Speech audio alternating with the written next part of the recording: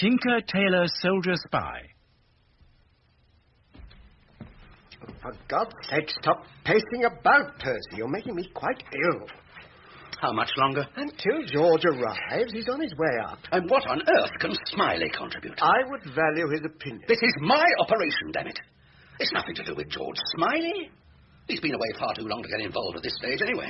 Nevertheless. This is between you and me. At least it should be. I am your director of operations. Please, and yet you denigrate everything I do. What rubbish. Everything.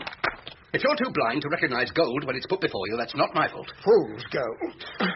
It's a long time since we had material as good as this. Perhaps that's what worries me. Come in. Oh. May I? Come in, George. Come in. Thank you. Hello, George. How was the flight? Oh, not too bad, Percy, thank you, though I wouldn't mind catching up on a little sleep. I'm not surprised. Yes, I'm sorry to drag you straight off the runway, George, but this is important. That is, my director of operations and I, would like your opinion on the nonsense in the yellow file there. Oh, what is it? A Soviet naval dispatch. It's an appreciation for the Soviet High Command of one of their exercises involving the Black Sea Fleet. Who made the translation? That's not important. At least according to Brother Percy, it isn't. Well, whose are these initials? Zharov, Admiral Black Sea Fleet. I see. Shouldn't it be dated? Well, it's only a draft. Zharov signed it last Thursday. The finished dispatch, with the amendments you can see, went out on Monday. Yesterday? Exactly, George. But where on earth does it come from? Percy? Brother Percy doesn't feel free to enlighten us. It looks quite interesting. Ah! What do our evaluators say? They haven't seen it. And what's more, they're not going to. This report is far too sensitive for our own internal evaluators, you see, George. However, Lily of Naval Intelligence has been allowed to give a preliminary opinion over pink gins at, the Travellers' Club, was it, Percy? At the Admiralty. Wherever. Brother Lily was excessively fulsome in his praise. He's already asked if he might apprise his fellow Sea Lords of its conclusions. Out of the question. It was for his eyes only. The stuff is so hot, you see, George, that it has to have time to cool off before it can be distributed. Where does it come from? Tell him, Percy. You're going to enjoy this. Source Merlin is highly placed, with access to the most sensitive levels of Soviet policy making. We have dubbed his product Witchcraft. Not the we, George, the royal we. Yes, but who is we? Who's the case officer? He won't say. Will you, Percy? Now ask him why he won't say. Go on, George, ask him. All right. If you want it out in the open. Source Merlin is the fruit of long cultivation by certain people in their service. People who are not at all amused by the stench of failure that persists in this organization.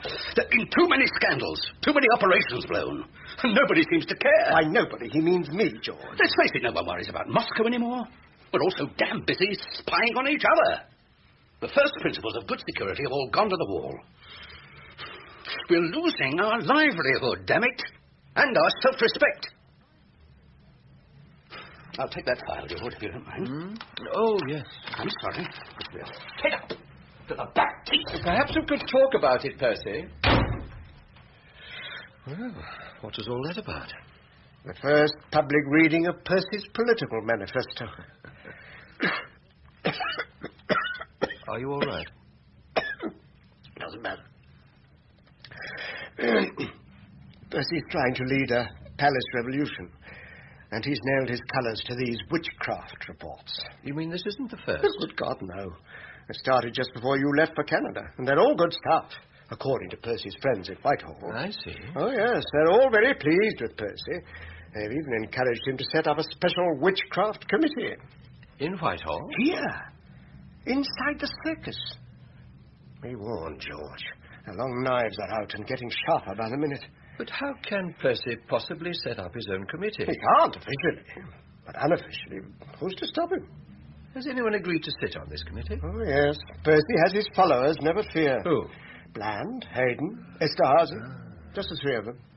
Allerlein's acolytes. Pack of jackals waiting for me to die so that they can feed off my bones. Steady, steady. I will not bequeath my life's work to a preening parade horse. That man would sell his mother for a knighthood. Talk to them, George. You know them. You know what makes them tick. Yes, but what do I say? Anything you like. Just find out what's made them turn their coats. I don't care what you say. But buy them back for me, George. I need time. Just a little more time.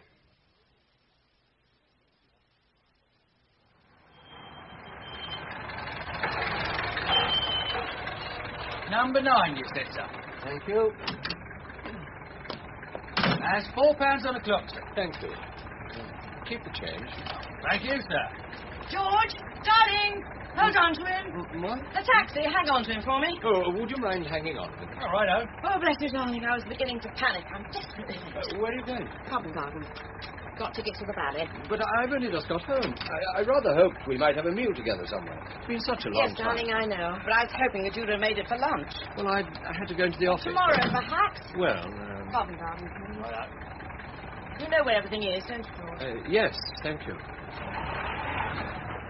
Enjoy yourself.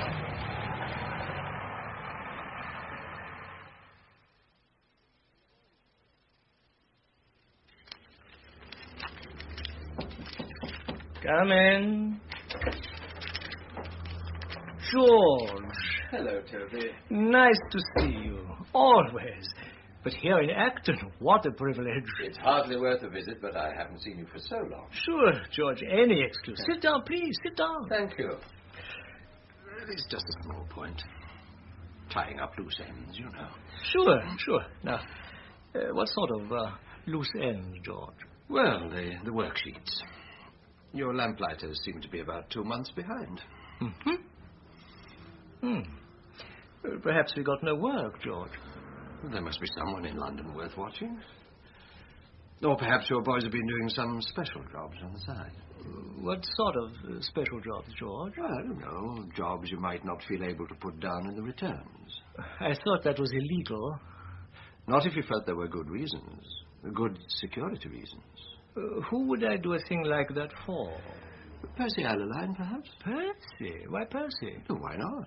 He is director of operations, after all.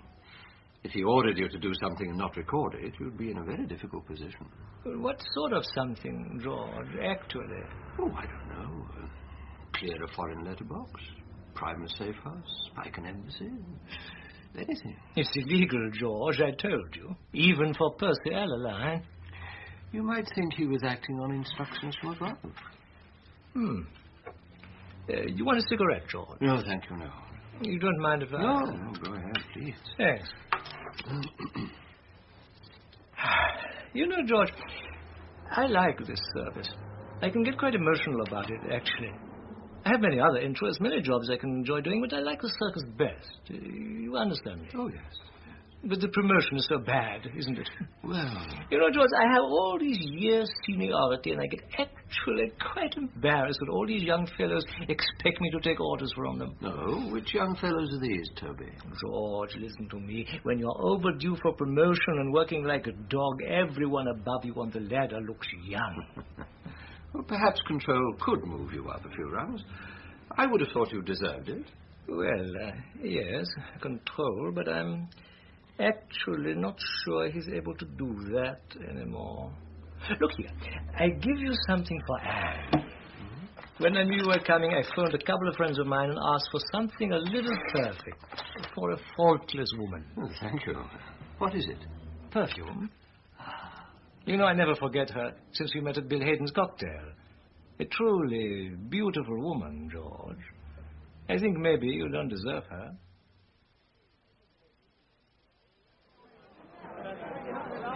Two and 3 Spy. Tar very much. Thanks.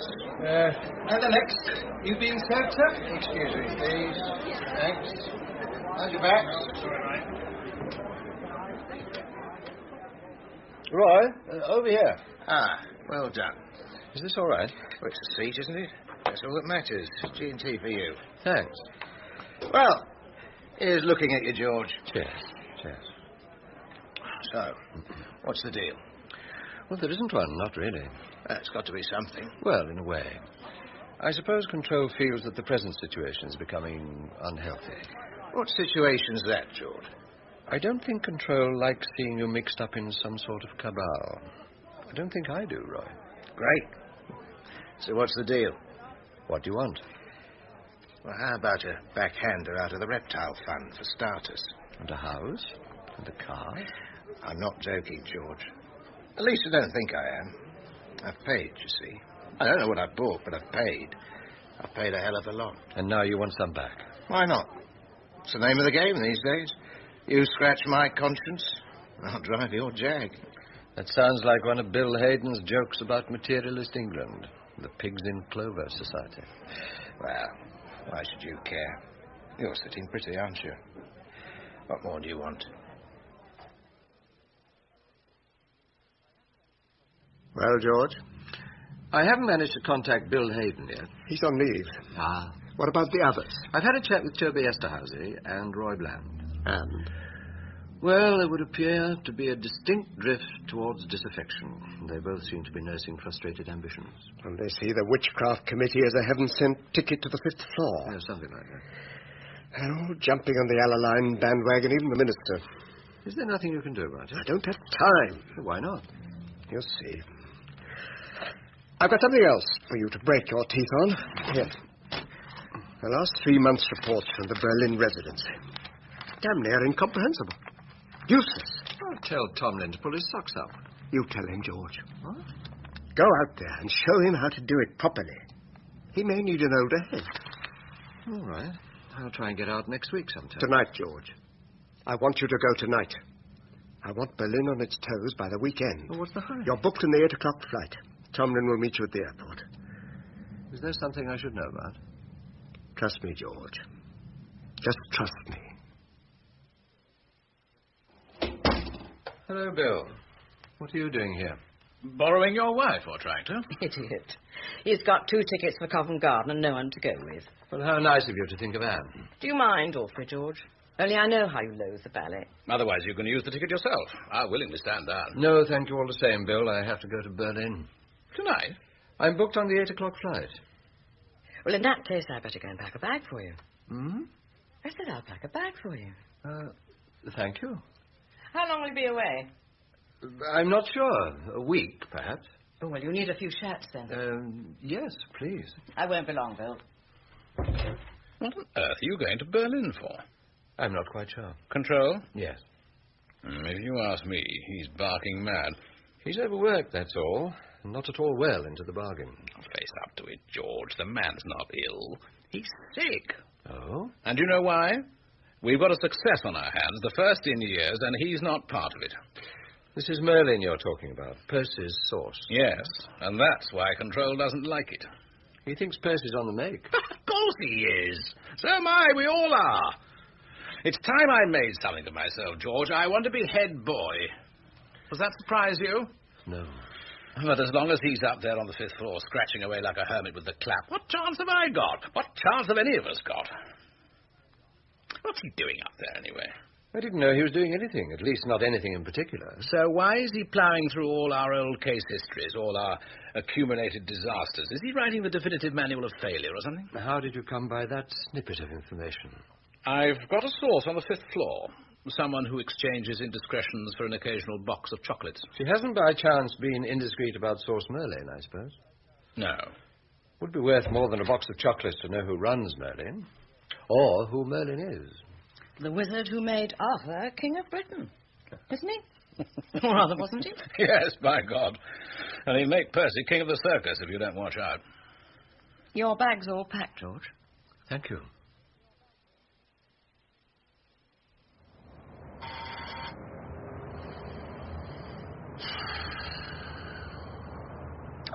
Come on, you're meant to be expecting me. Yes? Jim Prideaux. Just push the door.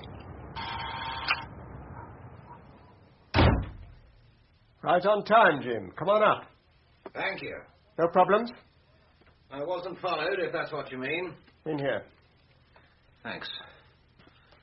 Ah, nice place. Yes. Sit down. This, is one of your safe houses? Unofficially. The circus know nothing about it. Oh, I see. And everything I tell you here is for your ears only.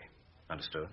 Anything I ask you to do is not to be discussed with anyone, inside the circus or out. Is that clear?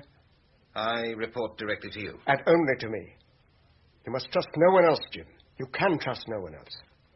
It's a pretty black picture. Blacker than you know. Do you still have a Czech identity? Hajek. Vladimir Hajek. Czech journalist, now based in Paris. Good. Good. I've had this offer of a service, you see. In Czechoslovakia? Yes. Czech general. Code name Testify. Real name? Stevchik. Doesn't register. Next Friday, General Stepchek will be inspecting a weapons research establishment at Tisnov, near Brno. Some sort of boffin, is he? One of the new breed of artillerymen. Technocrat, yes. Ostensibly. In reality, he works for Moscow Center, with responsibility for dovetailing Czech intelligence operations against the UK with those of the Russians. Big fish. Quite a catch, yes. After inspecting the weapons establishment, he'll be spending the weekend alone at a hunting lodge near Rachichi. My information is that he's prepared to talk to a representative of the circus. A Czech speaker, of course. And what is he prepared to talk about? About us, Jim. The circus. The circus? About our catalogue of failures. Work it out, Jim. You must have wondered why so many of our operations have aborted just when they were about to pay rich dividends. Prague last year, that was one of yours, wasn't it? Yes. Did you really put that down to operational inefficiency? Well, no, not Incompetence, then? Well, no, but we had problems. No buts, Jim. You were sabotaged. And you weren't the only one. You were betrayed. And you were betrayed by someone inside the circus. I don't believe it. We have a traitor in our midst, Jim. And that's why Stepchek wants to speak with us. He wants to sell us the name of Moscow Center's mole inside the circus.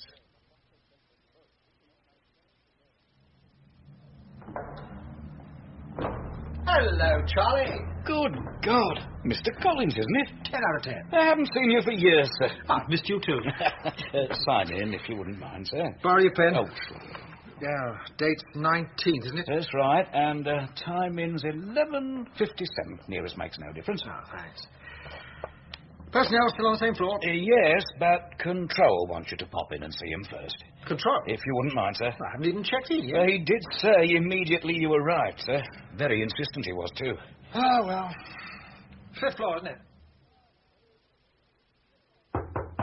Come in. Oh, Sam. Come in.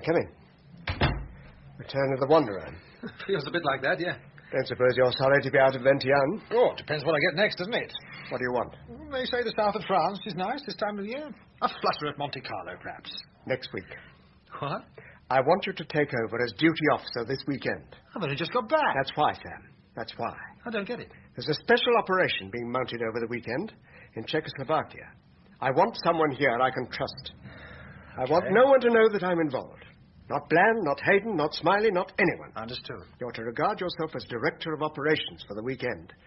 If anything comes in, a signal, a phone call, anything at all, bring it to me personally, by hand. If you say Do not phone me. You do not minute me for later. Everything person to person. You'll be here right over the weekend? Yes. But you're the only one that knows that. In other words, you're running your own show? If you like. It's more important than that, though. The whole future of the service may depend upon it.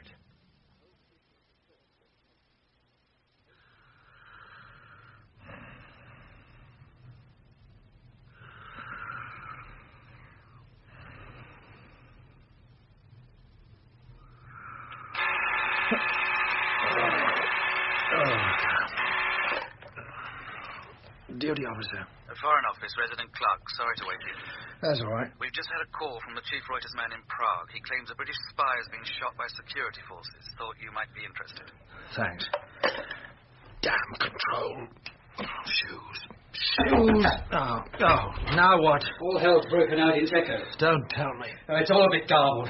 There's so much radio traffic around Brno. The Wranglers can hardly hear themselves think. Brno? There's been a shooting there. One of ours. Duty officer. The Foreign Office, Resident Clark again. Yeah, oh, God. Cassandra calling. Something like that, but sorry. Prague is now claiming that a British agent was shot and killed by Russian security forces operating in the vicinity of Brno. What the hell are the Russians doing there? Hunting for his accomplices, according to Prague. Any names? Negative. All right, thanks. Keep me posted. I'll reciprocate. Will do. Oh, hold the fort, Mike. I've got to report this. Hey, hang on. I'll be right back, promise.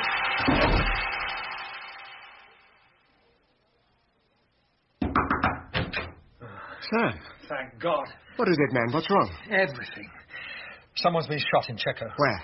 Where in Czechoslovakia? Somewhere near Brno. The word is a British agent has been shot by Russian security forces. Russian? It doesn't make sense. It does. Oh, God, it does. What do you want me to do? Oh, God. Can I have a brief, please? That foreign document. No one could know they were British. It's not they. There's only one man involved at the moment. One man. So what do I do? Deny it? Look, I must have a brief. Yes. Well... Look, why don't I get someone in... Smiley. Shall I get Smiley in? He's away. He's in Berlin. Shall I get him back? Hey, where are you going? Home. I'm going home. But it's your show, for God's sake.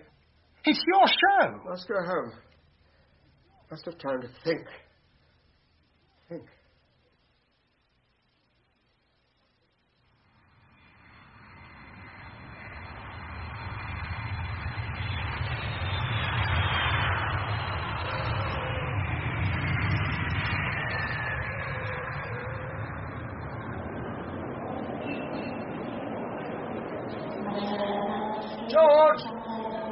George! Hello, Sam. What are you doing here? Meeting you. What else? I'm honoured. Don't be. The way things are, it's good to get away from the circus for a while. I can imagine. And it gives me the chance to brief you on the way back. That would be very useful. Thank you. It was one hell of a night. I can't tell you. So I gathered when you phoned. Is there any more news? Jim Prideaux's still alive, if that's any consolation. Jim Prideaux? Yeah. The first reports were that they'd killed him. What on earth was Jim doing out there, anyway? Waging war, by the sound of it. The Czechs had tanks deployed all along the border. NATO went to red alert. Good heavens. I tell you, it's like World War III in the circus last night. Well, Control will have to be pretty quick on his feet. Control's disappeared, George. What? He went to pieces when the news broke. Walked out of the building. Hasn't been seen since. Who's minding the shop then? Percy Analine for the moment. With Bill Hayden and Roy Bland plugging the gaps. What does Roy have to say about all this? Czechoslovakia is his territory. Oh, he didn't know anything about it. Well, surely... No one did, apparently. It was Control's own operation. He seems to have mounted it without reference to anyone else. Well, that doesn't make sense. Oh, you should hear Bill Hayden. He's telling everyone it's the most incompetent operation ever, launched by an old man for his dying glory. Yes, well, Bill's bound to be upset. He recruited Jim Prideaux into the circus. I didn't know that. I wonder what's happened to Control. Keeping his head down if he's got any sense, till it all blows over. Wish I could do the same. Why? You weren't involved in the operation, not directly. Of course not. But 64, someone will see fit to sanitize the situation. They'll purge everyone within earshot of the event. I doubt it. Oh, come on, George. A few heads will roll before this business is over. The Controls will be the first for my money.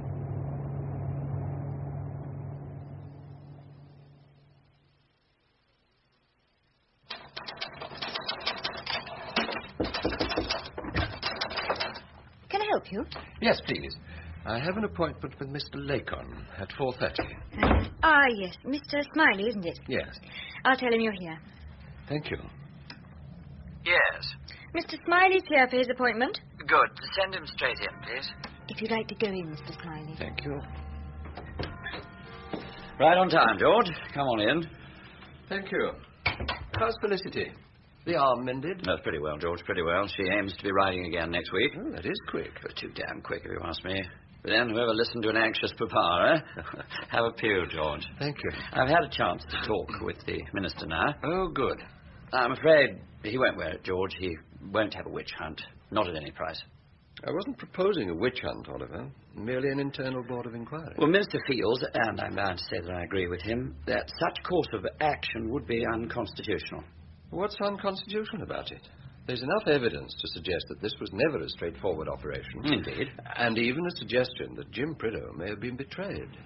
Possibly. But the minister feels that no good and perhaps even positive harm would come from further investigation into the affair. I see. I'm instructed to tell you to cease your inquiries forthwith. So what am I supposed to do? Sweep it under the carpet and forget it? Well, Oliver? I know. And indeed you have assured me that you were in no way involved in this unfortunate operation. Not at any time. But you were Control's man, George. I still am, Oliver. The Minister is insisting that Control should retire for his own good. Of course. He is not, as you know, a well man. Mm. The general consensus is that it might be preferable if you were also to take an early retirement, George. I see. I'm sorry, George. I really am most awfully sorry.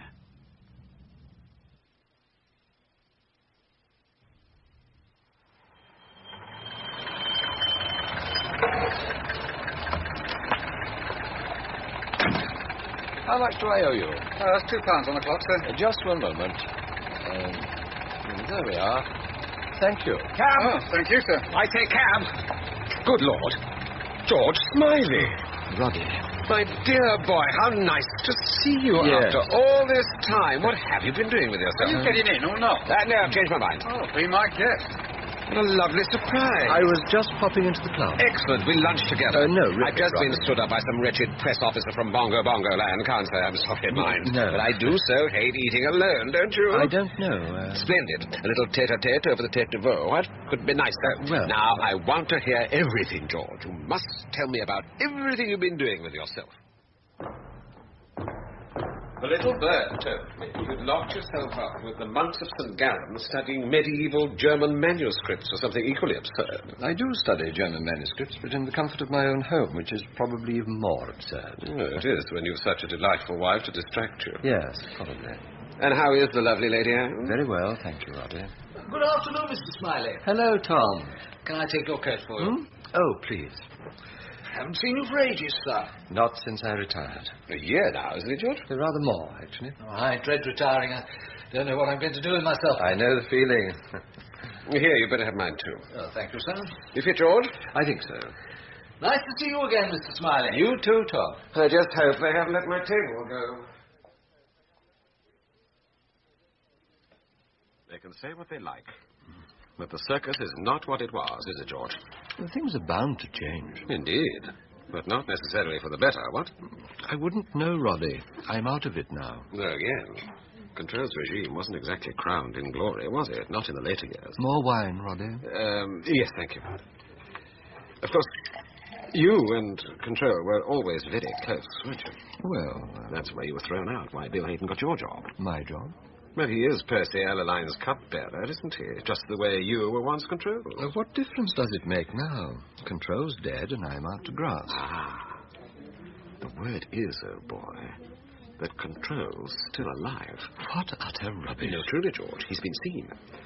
Willie Andrew Walther ran into him at Joburg Airport. Roddy, Control was cremated and his ashes were scattered in a garden of remembrance in the East End.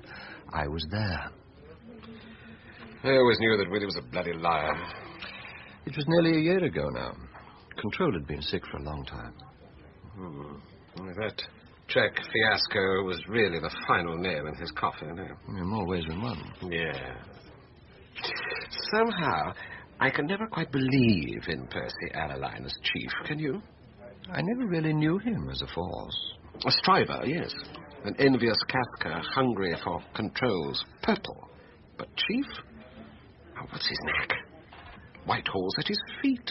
Special Percy committees with funny names and restricted access. He always did have a reputation for being something of a politician. Yes, but who's deviling for him, George? Who's winning him his reputation? I have no idea. Come on, George, you must have. You, Mr. Smiley? No, thank you. May I? Please. Sir?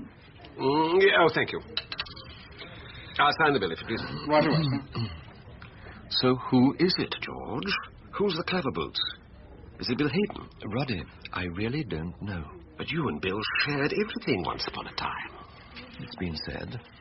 If it's not Bill, might it be Roy Bland, our shop-soiled hero from Red Brick? Oxford, actually. Roy's St. Anthony's. And your protégé, I seem to remember. Once, a long time ago. Esterhazy seems an unlikely eminence grise, wouldn't you say? Probably. Unless all Hungarians have crystal balls. So if it's not one of them, George, and Control really is dead... He is. Then who is there left? Except you. You're barking up the wrong tree, Roddy. I told you, I'm out of it. I really have retired. Sorry. That was really excellent, Roddy. A really lovely surprise. Oh, don't thank me. Thank our lords and masters. They owe you that much. Then thank you for being such a willing agent. Your curtains, Mr. Smiley. Ah, yes. Thank you, Tom. There you are, sir. And yours was the British War, wasn't it, sir? That's the fella. Goodness, is that the time? Yes. Actually, if you don't mind, old boy, I ought to cut and run. Oh, please, Roddy, you go ahead. I'm in no hurry. I shall get a cab. Can I drop you somewhere? No, thank you. It's a nice day. I'll walk home through the park. Well, by George. Lovely to see you again. Enjoy the chat. Goodbye, Roddy.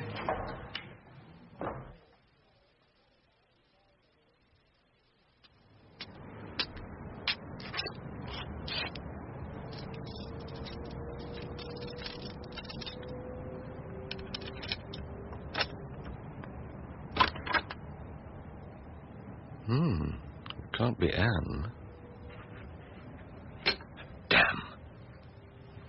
Hello? Hello? Hello? Who's there? Don't shoot, George. Peter! What are you doing here? Nicking your scotch. How the hell do you know there was someone here? You missed a marker in the door. There were two? Afraid so. My God, are you still that careful? Old habits die hard. Yes. Sorry about letting myself in like that. Where's Anne, by the way? In America. Good. That makes it easier. Makes what easier? Look, what is all this about, Peter? I'm acting under instructions, George. Very specific instructions. Which are? To take you to our Lord and Master at the Foreign Office. Oliver Lacon. No less. He's your Lord and Master, not mine. Not any longer. He wants to see you, George. My instructions are to take you to him. Well, that hardly warrants breaking into my house, surely. Yes, I'm sorry about that, but Lacon is adamant. No one at the circus should know or even suspect that I've made contact with you. Well, George? All right, Peter. Good. We'll hang on till dark and then leave. In that case, perhaps you ought to bring me up to date. I'm told things have changed quite a bit since I left. And apart from that, everything operational is under one hat. London Station. Bill Hayden's head of station, Roy Bland's his deputy, and Toby Esterhazy runs between them like a toy poodle. And Percy Allaline presiding like the sun in splendor. Yes. And where do you fit into this whole new concept, Peter? I don't. My previous associations with one George Smiley made me about as welcome as a pimp at a postman's ball. Percy made it clear that I was lucky to have a job at all. What job did he give you? Head of scalp hunters out at Brixton. Jim Prideaux's old job. Name only. What news of Jim Prideaux, by the way? He's in quarantine. Been a bit of a political embarrassment ever since we got him back from Czechoslovakia. Poor Jim. After all he's been through. Yeah. It's getting dark. I think we ought to be on our way now, George. Where did you leave the car? Oh, it's just round the corner, where you wouldn't spot it. Come on, let's go.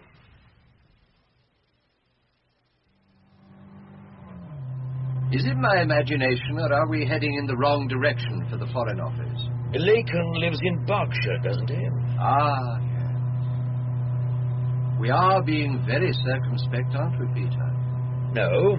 We're being bloody careful. I don't want to force the issue, but if we're being that careful, I think it's time you told me why. Do you remember a man called Tarr, Ricky Tarr, one of my scalp hunters? Oh, yes. I remember Ricky. I had to vet him for recruitment to the circus. I didn't know that. He was gun running out east somewhere, and the Jakarta resident, who was it? Steve McElvore. That's right, it was Steve, who found him drunk on the dockside and thought he was likely material. I had doubts, I must say. I still do. Anyway, about 6 months ago, we got this flash requisition from the Hong Kong residency. They had a low-grade Russian trade delegation in town, and one of them was stepping wide in the nightclubs. They wanted a scalp hunter to make a crash approach, buy him or burn him. I should think that was right up Tar Street. That's why I sent him. He flew out the next night with an Australian car salesman's identity and 2 virgin Swiss passports sewn into the lining of his suitcase. Hoping the Russian preferred to be bought. Yes. And did he? No. A few days later, Tarr cabled no sale and booked himself on a flight home. He didn't make it. And you haven't heard from him since? Not officially. The housekeepers gave him a few days' grace and then posted him AWOL. And Bill Hayden's been bending my ear ever since. So, where is all this leading, Peter? Tar turned up out of the blue 3 days ago. Oh. He came straight to me, thank God, and not to anyone else. As soon as I heard his story, I rang Lacon at his home. Tar's there now. At Lacon's house? There was nowhere else, George. We had to keep him under wraps, away from the circus. So no one else knows he's back in England? No one. Except for the babysitter, of course, a man called Thorne, one of my people. Peter, all this has happened since I left the circus. Yes. So why am I being involved? I'd rather Lacon told you that himself.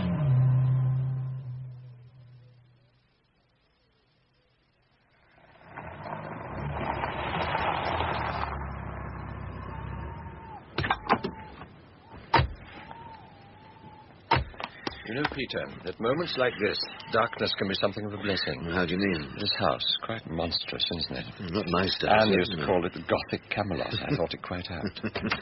Very. Well, hello, you two.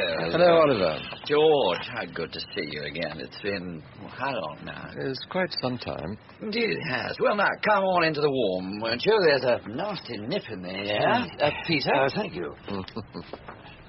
How's that retirement suiting you, George? Oh, well enough, thank you. Yeah, let me take your coat. Thanks. Am well, is she? Very well. The last I heard from her. She's in America, you know. Eh?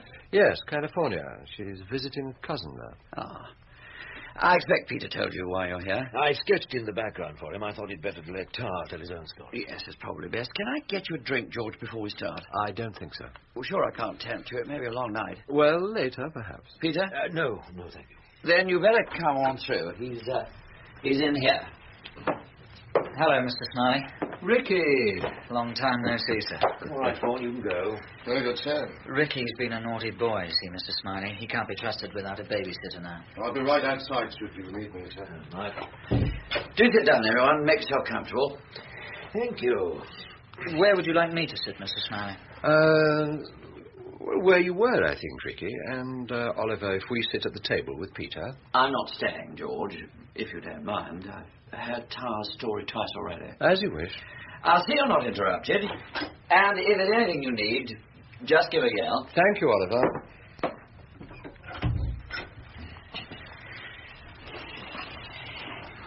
So what happens now? You tell your story to Mr. Smiley. What again? Why not? You should be word perfect by now. I would prefer to hear it from you, Ricky. Straight from the horse's mouth. All right. Where do I begin? I know why you were sent to Hong Kong. So let's start with Boris, shall we? Right then. Boris Kravchenko, born in Minsk, 1946, according to his visa application. And ripe for the picking. Right, Mr. Gillen? According to Hong Kong station. Bollocks. Begging your pardon, Mr. Smiley. He was a centre-trained hood, trailing his coat for a mug like me. What makes you so sure? Everything about the guy. It didn't add up. All day he was trailing around inspecting factories, the usual trade delegation routine. Then every night he was out on the town, doing the night spots. And I mean every night. The local watchers were absolutely knackered. As soon as I laid eyes on the bloke, I knew it was bad news. To start with, how did the guy manage to get away every night? There's always a couple of guerrillas on these jaunts who are supposed to keep the boys out of the flesh pots. And the way he was pushing foreign currency around, small-time trade delegate doesn't have that sort of currency. Not normally. On top of that, he had too much tradecraft. Oh? Boris was a pro, Mr. Smiley, no question. It was written all over him. So you decided to abort the operation? I cabled no sail and booked myself on the next plane home pretty damn quick. And then forgot to get on it. Plane wasn't leaving till the next day, was it? So I I thought I'd burgle Boris's room. Why? I had to do something, Mr. Smiley. Go on, Ricky. The Russians were booked in at the Alexandra. It's a ramshackle old gin palace down on the Marble Road. Anyway, I got into Boris's room, no sweat. And I was just standing there getting used to the dark when this woman starts talking to me. From the bed. Boris's wife. I doubt that. They'd never let them both out of Russia at the same time. A common law wife. Unofficial but permanent. Well, you can imagine it. Threw me for a minute finding her there. But you thought of something. You know me, Mr. Smiley. I'm not an amateur. I had a fallback story. I told her I was looking for Boris. Very ingenious. I played it like a quiet Aussie going ape because he'd had his girl and his money stolen by a lousy Russian who couldn't afford to pay for his pleasures. And she bought that? Only because she wanted to. I think she guessed what I was from the start. But she was at her wit's end. She was in tears, in fact. And there was no one else to talk to. And you appearing in her bedroom in the middle of the night was the answer to a maiden's prayer. If you like, yeah. You see, Mr. Smiley, she told me there was nothing between her and Boris. They couldn't stand the sight of each other. He was out boozing and chasing the birds all night while she was sat in her room crying her eyes out and getting slowly plastered. So when she found a tall, dark stranger standing by her bedside, she just clasped him to her bosom and wept on his shoulder. Vicky does tend to have that effect on women, don't you? I suppose. Irina was a plain kid, a bit blue-stocking for my taste. But she had a hell of a pretty smile when she stopped crying. And she was ready to unpack. There was gold in her, Mr. Smiley. I just knew I'd struck gold. I don't suppose it crossed your mind that... Irina, was it? Yeah, Irina. That you might have been playing a double game. And suckering me into a honey trap. It's been done before. No way. The setup was all wrong. Oh, she was genuine. I'd stake my life on it. I believe you, Ricky. Yeah, well... Anyway, things just went from there. We met every day after that. And did she unpack? Not straight off. But I was damn right about Boris. He was the lead and Irina was the backup. His and her act. That's right. He was on the trawl for Hong Kong businessmen. Had a postbox job on the side for the Soviet residency. She ran courier, boiled down the microdots, and played radio for him on a high-speed squirt to beat the listeners. She told you that? Yeah. She was convinced I was a colonel of intelligence. In the end, I got her family history, her recruitment, training, Moscow Center, her lousy marriage, the lot. She was a bit in love with me. My God. She knew a hell of a lot about the circus. Oh? She kept on and on about Percy Alaline. Alaline? Said she had to talk to. She had this secret, you see, this one big secret, and she'd only tell it to Alaline. No one but Alaline. Didn't you find that rather odd? Not really. It was the price of her ticket, wasn't it? She was ready to defect, in other words. Well, the way I see it, that was her only way out. Yes. Yes, it probably was. Anyway, by that time, the official schedule for the delegation only had 3 more days to run. Then they were going back to Moscow. You were running out of time. Damn right I was. I crashed into the Hong Kong residency and put them on red alert before they were properly awake. Stood them to while I coded up a most urgent message to London on a one-time pad which I burned as soon as the transmission was complete. So you were the only one who knew the text of the message? In Hong Kong, yes. And the message? It gave an outline of Irina's career to date. The jobs she'd held at Moscow Center, her access, all that. It asked for full defector treatment, an RAF plane to get her out the works. I see. And I asked for a message to be passed on to Mr. Gillam here, that I'd landed on my feet and wasn't just playing hooky for the hell of it. I never got that message, George. Not a word. How very odd. Who did you send this message to, Ricky? I gave it the London Station Address Group and graded it flash by hand of officer only. That's the new formula for maximum limit. It's supposed to cut out the handling in the coding rules. You said Irina had this one big secret. Yeah. Was it mentioned in your message? I sort of hinted at it, yeah. How exactly? I mean, what form of words did you use? Do you remember? It was something like, claims to have information crucial to the well-being of the circus, but not yet disclosed. Thank you. Go on, please. Well, I hung around the residency for the rest of the day waiting for an answer. When nothing had come through by that evening, I cabled a flash follow-up. Was it acknowledged? Oh, sure. We read you. Stop. That's all? Nothing more. Not until noon the next day. There I was, sitting on the hottest property for years, and London let me sweat it out for more than 24 hours. And when they do come through, all they do is stall. How do you mean? Bloody stupid questions, like what sections did defector work in? When inducted into Moscow Center? God, you'd have thought she was applying for a work permit. Who signed London's cable? No one. A normal practice these days, George. Outsiders deal with London Station as a unit. I see. Anyway, I drafted off a reply and shot off for a 3 o'clock meeting with Irina. But she didn't show. We had a fallback for half an hour later. She didn't show there either. I went round to the Alexandra. The Russians had checked out. No reason given. So I took a cab to Kai Tak and checked flight departures. There'd been nothing.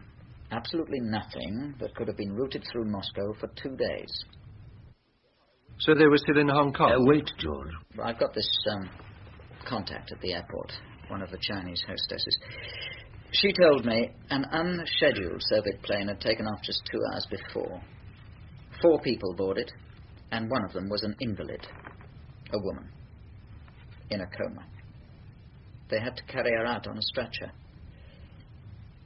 And they'd wrapped her face in bandages. Poor little cow. Perhaps she was ill. Just possible.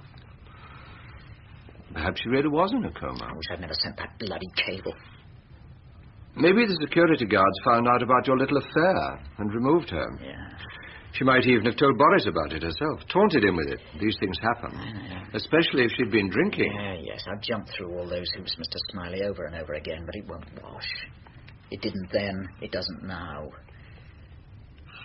Look, can I have the cassette player in now, Mr. Gillen? Yeah, sure. I'll go and get it, George. Irina is giving me so much dope on Moscow Center. Her training, tradecraft, the setup on the Soviet residency in Hong Kong, and God knows what else, that I was having trouble taking it all down. So I bought her one of those miniature tape recorders. Sort of fit in a handbag. I've handed 2 tapes to Mr. Gillen already. Here we are, Ricky. I'll leave you to work it, okay? Well now, Mr. Smiley. Irina and me, we had a couple of dead letterboxes. So after the business at the airport, I checked them out. You know, just in case. This is what she left me. One tiny little tape.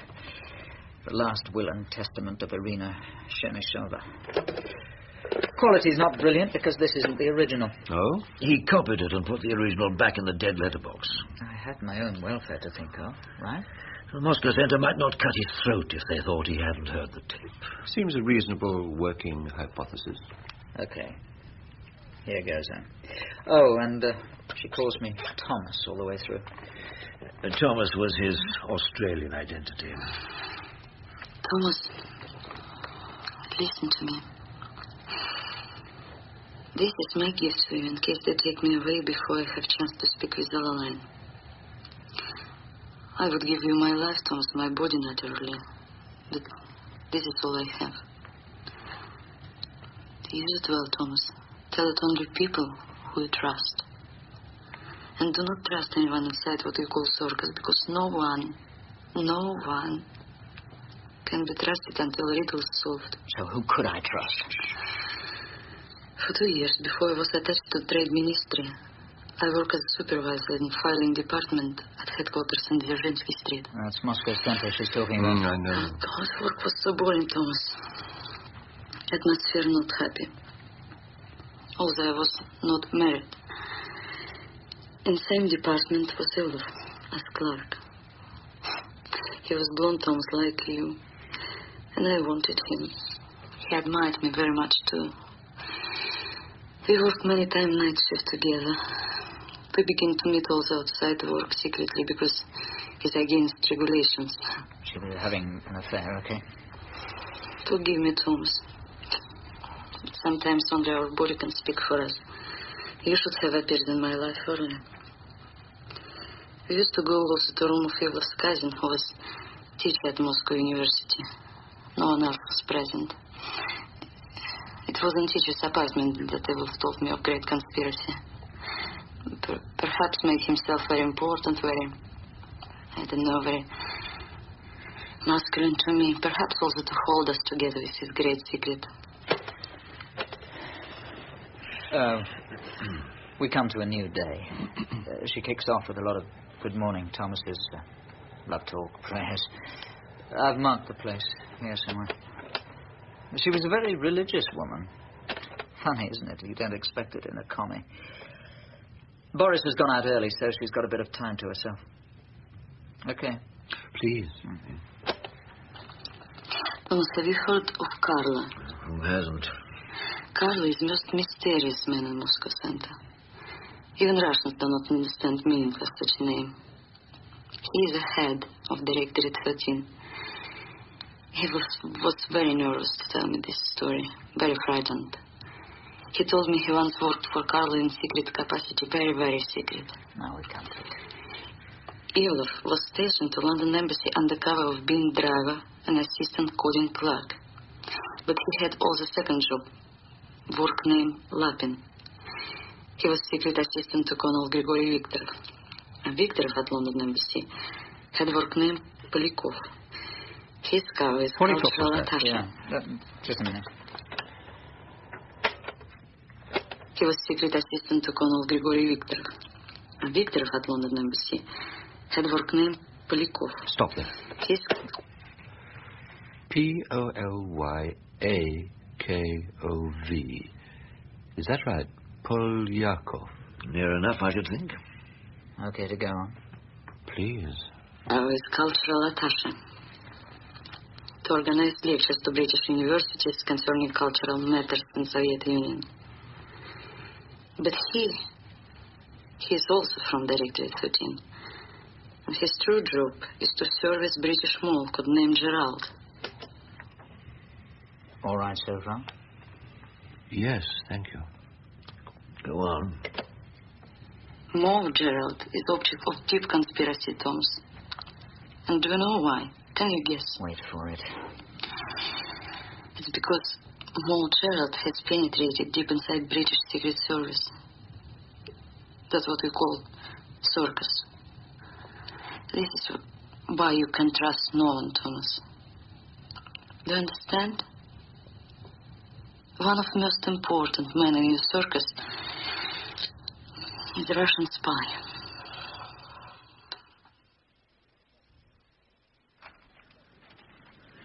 Depressing time of the year, don't you think? I've never given it much thought, Oliver. No, you wouldn't, I suppose. One season must seem much like another in Chelsea. Yes. I'll be seeing the minister first thing. I think I should put him in the picture. Don't you? I suppose so. Well, he must be told, George. We're to believe Tar and what we heard on that cassette. The Russians have a man in the circus. I don't see how I can avoid telling the minister. Yes. Oh, why the devil did that wretched Russian woman have to choose a man like Tar? Because he was there, I suppose. Fortunately for you, I would have thought. You believe him, then? Not entirely. Tar's probably playing some little game of his own on the side. Yes, I must admit that the same thought crossed my mind. It's always been the trouble with Ricky Tar, knowing where to draw the line. Doesn't that make him rather unreliable as an agent? In some ways. But he does seem to have a way with women, and I am inclined to accept the main thrust of his story. Now, the Russians have penetrated the circus. You think Mole Gerald does exist? I think it would be most unwise to assume that he doesn't. Indeed. We can't move them. The circus can hardly investigate Tar's allegation without alerting the mole. If there is one. Quite. It's an awkward dilemma. So, what do we do, George? You could call in the competition. Never. Oh, they are the experts. The minister would never wear it, and neither would I, for that matter. Damn it, George, we've got 600-plus agents in the field. I wouldn't give much for their chances once you turn security loose. I wouldn't give much for their chances with a Russian mole inside the circus. That's the crux, isn't it? I say again, George, what do we do? What would you do? My first priority, I suppose, would be to see if Ricky Tar's story stands up. And how would you do that? Well, even a Ricky Tar couldn't invent a story like that out of nothing. Somewhere there will be evidence that will corroborate or contradict it. All you have to do is find it. Yes. It's a fairly routine process, Oliver. And time-consuming, of course. Yes. So, I can tell the minister you'll do it, can I? Me? Well, it's your legacy, George. Your generation. You can't just abdicate that responsibility. You discharged me from that responsibility, Oliver, remember? Yes. I'm out of it now. But don't you see, George, because you're out of it, you're untainted. You're the only person I can trust. What happens if Ricky Tarr's story does stand up? Have you thought about that? We can cross that bridge when we come to it. One step at a time. Well, George. Very well, Oliver.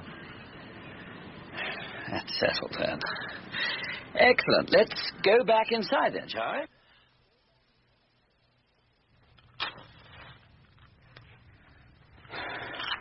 Taking their time, aren't they, Mr. Gillen? Are you surprised? I'd have thought Irina's story was clear enough. One of the top guys in the circus is a Russian mole. Period. It's not that easy, Ricky. Sorry to have kept you waiting. That's all right. I've got nowhere else to go, have I? Well, yes, you have, actually, if you don't mind. What do you mean? We'd like to put you on ice while we check up on a few things. Yeah, well, you be damn careful where you go poking your nose. Tar? Yeah, well, it's not your head on the block, is it? We'd like to move you to a safe house for a while. How safe? Safe enough. Fawn will go with you. I don't need a babysitter. You do, Ricky. I insist on it. You can keep an eye on each other. Yeah. You're in charge then, are you, Mr. Smiley? It would seem so, yes. All right, then. When do we start? As soon as possible. Before you go, Ricky, perhaps you just clear up a couple of points for me. Sure. All this business in Hong Kong. Yeah, what about it? It was over 6 months ago. So? Well, what have you been doing since? I flew out to Kuala Lumpur pretty damn quick. I've got a daughter out there, Danielle. I shacked up with her and her mother. He's got women scattered halfway around the globe. Yeah, but only one kid. So what made you choose this particular moment to come to us with your story? I think I would have preferred to stay with my daughter, but then I don't have one. There were rumors. What sort of rumors? Some Frenchman poking around in KL, spreading it about that I owed him money. And? I don't owe anybody money. I see. What passport have you been using, Ricky? British. In the name of Poole. Do you want to see it? May I? I had it run up in KL. I chucked my Australian identity as soon as I landed. That's quite good, isn't it? That's not bad for the money. Not bad at all. And what about the blank Swiss passports, the ones you took to Hong Kong? Why didn't you use one of those? They may have been blank, Mr. Smiley, but they were still numbered. If London had the numbers, maybe Moscow did too. Then what did you do with them? Sold them, most likely. Or swapped them for that one. I burned them. You burned them. I see. Yeah. Well, is that everything? I think so, Ricky, for the moment. He's lying, George. I don't know. Well, you can't possibly believe that nonsense about burning the Swiss passport. No, he's holding something back, obviously. But I would have thought the rest of the story was far too complex for someone like Ricky Tarr to invent. Someone else might have invented it for him. And turned him? It's possible. Ricky said he sent 2 cables from Hong Kong, didn't he? 3. The original on the morning of the 10th of April, the flash follow-up the same evening, and his reply to London's questionnaire around lunchtime on the 11th. They would have been logged at this end, wouldn't they? Oh, yes. There's no way around that. Where would those logs be kept? In the duty officer's room, same as ever. Then I'm afraid I'm going to ask you to stick your neck out, Peter. No? We have to check those logbooks. Things have changed since your day, George. I've been banished to Brixton. I can't just walk in and out of the circus as I please. Not anymore. I'm sorry. You'll just have to invent some reason for a visit. All right. And make it watertight. We don't want to arouse suspicion. So you don't want me to actually steal the logbooks? A sight of them would be enough. All we need to know is, were task cables ever received? And if so, by whom? And it would have been outside normal office hours. Hong Kong time is 9 hours ahead of us. Yes. So it might be worth checking the janitor's rosters. See who was actually inside the building that night. 2 nights. Better still. I'm sorry to load all this on your shoulders, Peter. But you're the only one with legitimate access. Understood. Where will you be? At home? For a while, but don't contact me there. The phone may not be secure. Where then? Do you remember Mendel, the special branch man we worked with on the Fennon case? Well, that's going back a bit, isn't it? He'd have retired by now. Yes. He's keeping bees now. From a semi-detached in Mitcham, would you believe? How do you know that? Oh, we've kept in touch. The point is, I phoned him from Lacon's before we left. And? He'll be our clearing post until I've settled in somewhere. I'll give you his phone number. I've got it here somewhere. Yeah, thanks. I want an operational HQ for this job. Actually, Mendel's already suggested a small residential hotel, he knows. Suitably discreet. Oh, yes. In fact, I'm hoping he'll have it all sorted out by the time I get back from Oxford. Oxford? Well, why are you going to... Doesn't Connie Sachs live in Oxford now?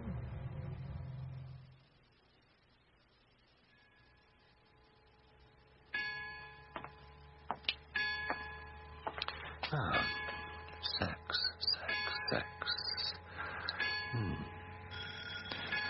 At the bottom. Where else?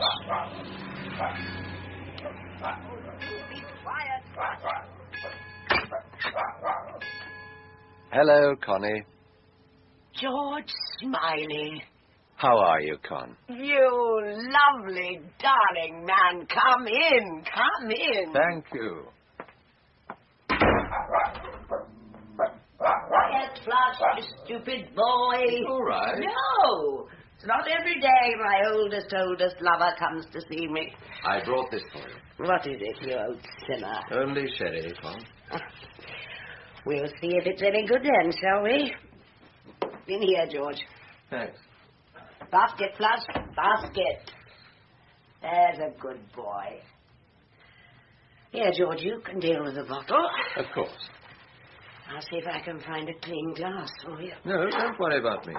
Oh, you can't let me drink alone. Here. This looks unpolluted. Thanks. Here you are, Con.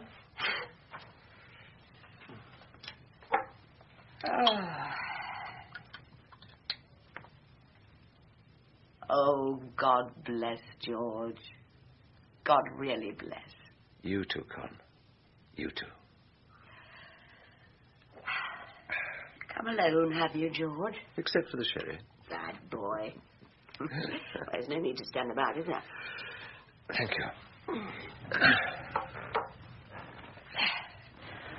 That's better.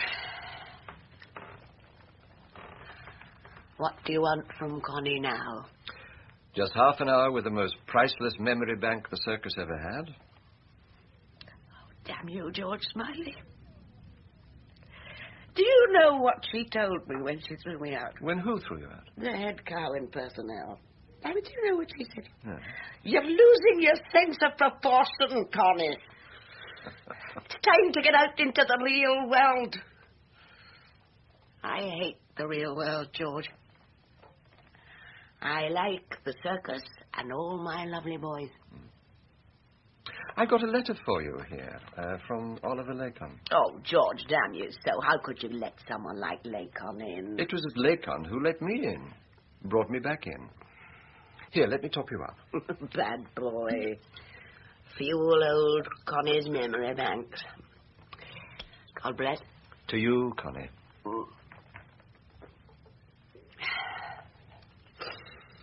Who is George looking for? One Viktorov, Colonel. First name, Grigory. Viktorov. 13th Directorate. One of Carla's hoods. Oh, sorry, George, it rings no bells with me. And that's got nothing to do with the booze. I know, Con, I know. What about Polyakov? First name unknown. Alexei. Hmm? Alexei Alexandrovich Polyakov, Cultural Attaché, Soviet Embassy, London. You know him? Oh, yes. I know dear Alexei. Jolly giant of a bloke. Lovely voice, too. I used to play the tapes twice just to hear him speak. Is he still around, George? Apparently. Busiest cultural attaché in town. If you needed something in a hurry, a lecturer, a musician, you name it, Alexei cut through the red tape faster than anyone alive.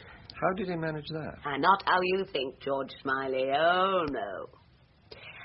Alexei Alexandrovich Polyakov was pure as the driven snow. You ask Toby Esterhazy, you ask Percy Alleline, ask any of them. Steady on. Phooey. He was a hood. A six-cylinder collar-trained hood, if ever I saw one. All right, Con. I believe you. And they wouldn't even listen to me, George. They wouldn't have listened to anyone, not even you. I didn't even know. Oh, you were on the down staircase yourself. Oh, please, don't go hunting with the Lakons, please. Why were you so certain Polyakov was one of Carla's people? I knew it the moment I laid eyes on him. Why, though? There was something about him. The ramrod back. He had army written all over him. And Carla always recruits his top men from the army, And what's more, the Soviet embassy already had 3 cultural attaches, and one of them had nothing to do but cart the flowers up to Highgate Cemetery for poor old Karl Marx. Polyakov was surplus to requirements. Unless the real requirement was not for a cultural attaché. Ah, so what? You had him put under surveillance? On the A-list. Toby's lamplighters covered him at random, 12 days in 30. And? Nothing. He was clean, George, pure as the driven snow. You'd have thought I'd rung him up and warned him that Toby was turning his dogs loose on him. And then what? He was put on the B-list and checked out as resources permitted. But after 3 months of that, they'd still found nothing, so he was given the Persil grading. Investigated in depth and found to be of no intelligence interest. Dead end. It's all swept under the carpet and forgotten. Except by Connie. Remembrance Day, George.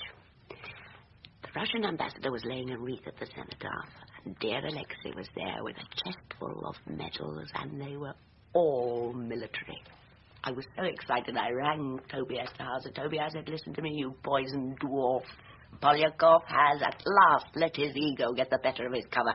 I want him turned inside out, spike his house, his car, put the listeners on him, rig a mugging, anything, but do something, because it's a pound to a penny that Alexei Polyakov is running an English mole. Yes. Follows the Carla pattern, doesn't it? Of course it does. Colonel Komarov with the Japanese mole, Colonel Staskovsky with the West German. What did Toby say when you told him all this? Oh, he gave me his dead fish voice. Said they were satisfied he was clean, and said if I wanted to take it further, I'd better talk to Percy Alleline. I knew straight away there was something wrong. What, Con? What could possibly have been wrong? They weren't interested, George. Weren't interested. And I thought it was just Toby at first, but it was all of them. You talked to Percy? Yes. What did he say? Pleaded lack of resources or some such. Accused me of unscientific deduction. Told me to leave Polyakov alone. Leave him? You're losing your sense of proportion, woman. Time you went out into the real world. Oh, George. How could he? Damn. What have I even done to Head's come for his lesson? Go and put him off until tomorrow, George. All right. Oh, be quiet, Flash, you silly boy.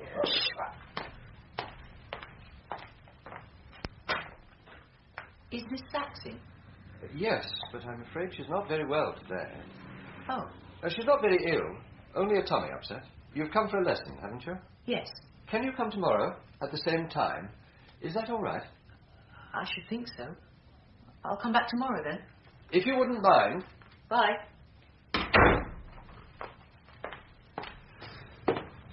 That was Will, the best of my little dundads. He'll come back tomorrow at the same time. I still teach, you know.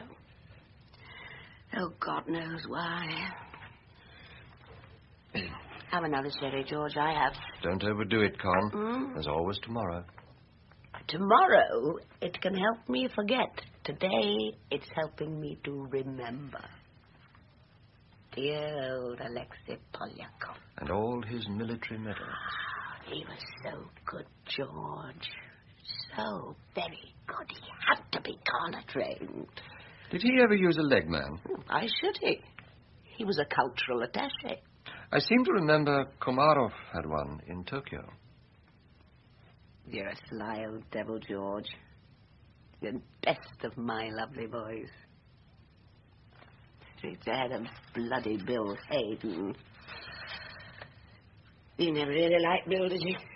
What makes you say that? Bill and I get on perfectly well together, always have done. Yes. That's absurd. It's just a rumour. About Bill Hayden? That he'd had a run around the park with Anne. They're cousins, Connie. No, it was nothing, George.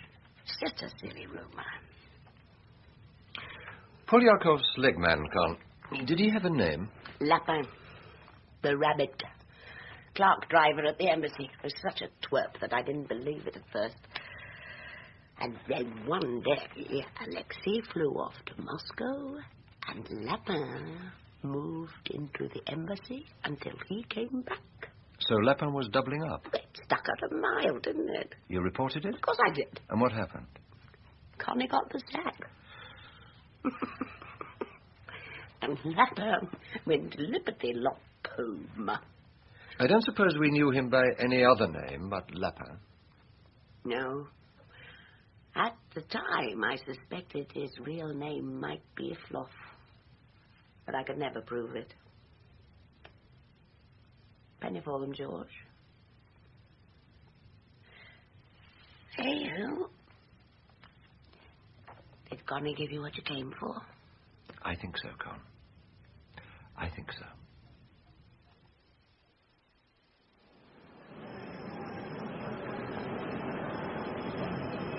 Tickets, please. Thank you. Thank you, madam. Thank you, sir. Thank you. Hi there. Hello, Mendel. Have a good trip? Yes, not too bad, thank you. Fruitful? I think so, yes. Come on, then. Where are we going? Just round the corner. I booked us into a little hotel in Sussex Gardens, the Islay. Very discreet and totally anonymous. Sounds ideal. It is. I've used it once or twice in the past. Did you have a bag? I dropped it at the left luggage on the way out. Well, why don't you collect it now? I'll get the car and pick you up at the bus stop. Top of the stairs. But couldn't we walk? I'd rather not. See you in a couple of minutes.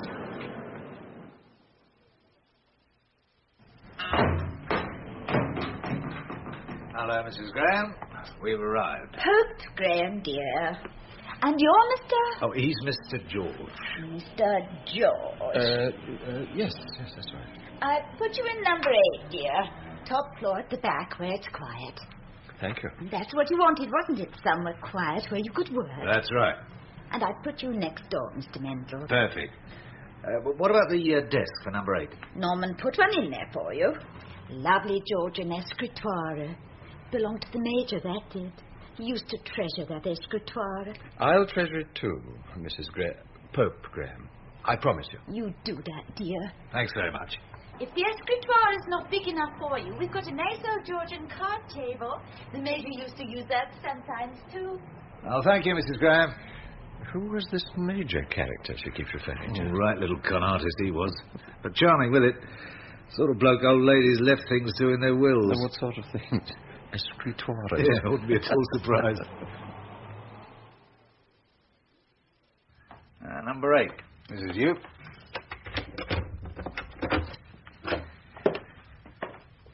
Not exactly the Ritz, is it?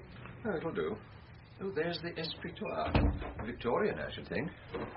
Oh, very commodious. Needs to be.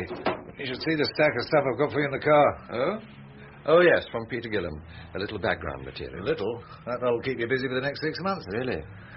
Oh, by the way, Peter said to tell you he was going into the circus this morning. Oh? Yeah. He's arranging to launder some money, if that signifies. It's as good an excuse as any.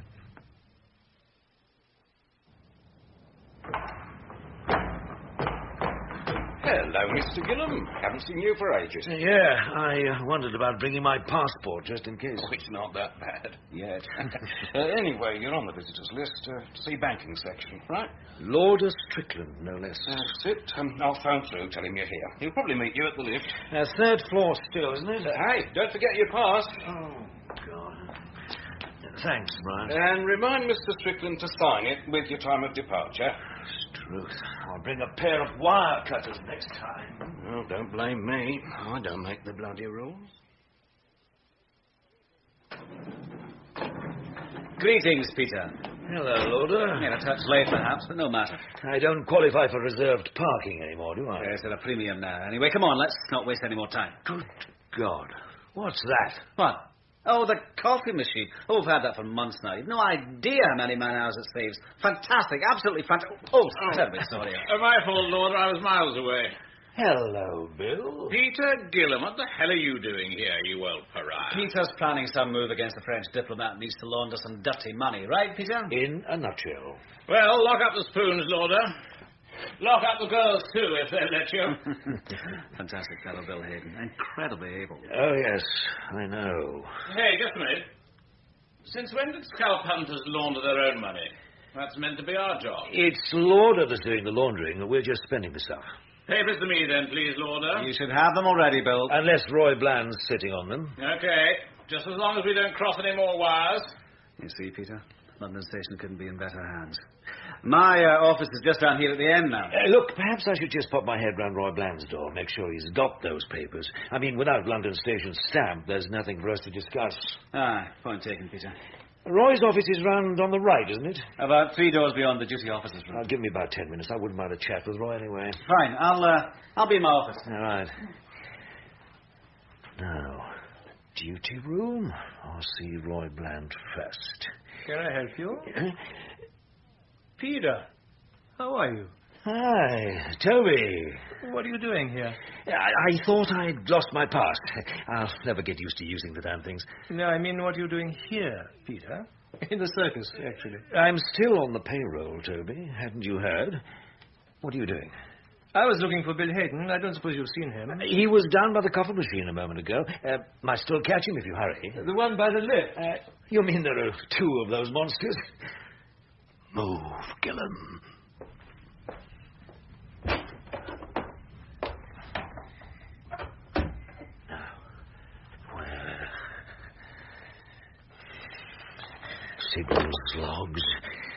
Signals logs. Feb, March, April.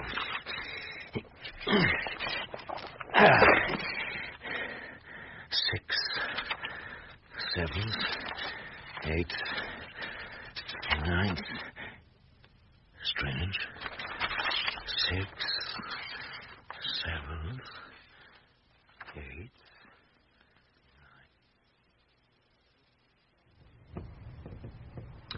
Well, we should have heard from Peter by now. I'll give him time. He might have hit problems. Look, tell me about my own business if you like, but what are you hoping to get from the logbooks? Confirmation that Ricky Tower was telling the truth, at least about the cables he claims to have sent. Bit iffy then, this Tower character, is he? Not exactly iffy. But he might bend the truth a bit. If it suited him, possibly. And if he's on the level?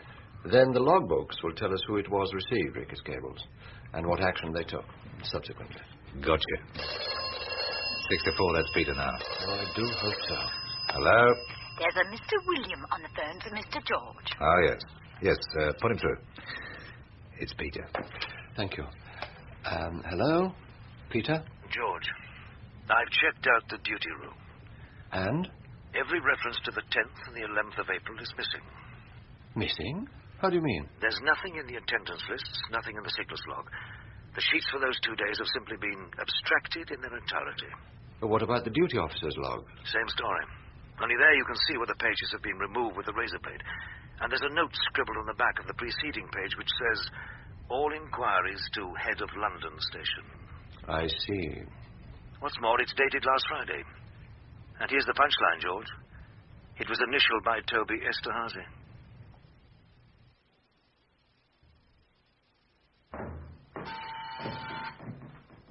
Good morning. Good morning. You would be Mrs. Graham, I presume? Pope Graham, dear. Oh, I'm so sorry. Doesn't matter. What can I do for you? I have an appointment with Mr. George. Oh, yes. Mr. Oliver, would that be? That's right. Mr. Mendel said you'd be on time. Mendel? You want room 8 on the top floor. Thank you. I'll ring up and tell him you're on your way, shall I? Come in. Oliver. Do come in. Mr. Mendel said you were expecting me. Yes. Who the devil's Mendel? An old friend. He found this hotel for me. It says much for his taste. And a lot for his discretion. But has he been cleared, George? Is he secure? He's special branch. Well, X. I see. Would you like some coffee? No, thanks. I don't have much time. Of course. So, is all this really necessary? All what? This secrecy. I'm being very careful. Which would suggest that you think that Tar's allegations may be true. Substantially, yes. The substance being that there is a Russian mole inside the circus. Yes. Well, you've obviously made some progress. Well, it's early days, but yes, I think so. Go on.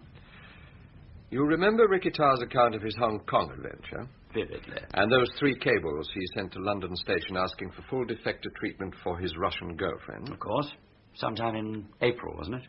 April the 10th and 11th. Ah, yes. Well, Peter Gillam has checked the circus records for those days. And? There are no records for those days. They've been removed from the log. Might there not be some legitimate reason for that? Yes, there might. Tar's Russian girlfriend referred to a Colonel Viktorov, work name Polyakov. A cultural attaché, as I recall. Indeed. A cultural attaché at the London Embassy, who just happens to be a military man. Which would suggest that he is working direct to Moscow Centre's 13th Directorate. One of Carla's agents? Most probably. And if he is, he's almost certainly controlling a British mole. I see. And what's more, Polyakov used to have a leg man known as Lapin, whose real name was believed to be Iflov. Ah, yes, the Russian girl's paramour. Now sadly deceased, I suspect. What's that? A copy of a report, part of the material Peter Gillam sent me as background reading. Blue means what? Internal circulation, low grade. And therefore unreliable. Unconfirmed, but interesting, nevertheless. Listen to this. According to a prisoner recently released from Moscow's Lubyanka prison, 3 state functionaries were secretly executed in the punishment block last July. One of the victims was a woman. All 3 were shot in the back of the neck. You think the woman was Irina? Yes. And I suspect the men were Boris, her partner, and Iflov, alias Lapin, her ex-lover. Yes. I know all this is circumstantial, Oliver. But it does seem to corroborate Tar's story. Yes. The point is that if Irina was betrayed in London, then the same might have been true of Jim Prideaux. Ah. I want you to reopen the file on the Prideaux affair. Do you, indeed? I need another line of inquiry, Oliver. We can't go much further with Tar's story. There are no loose ends left. No, no loose ends to the Prideaux affair either. I made damn sure of that.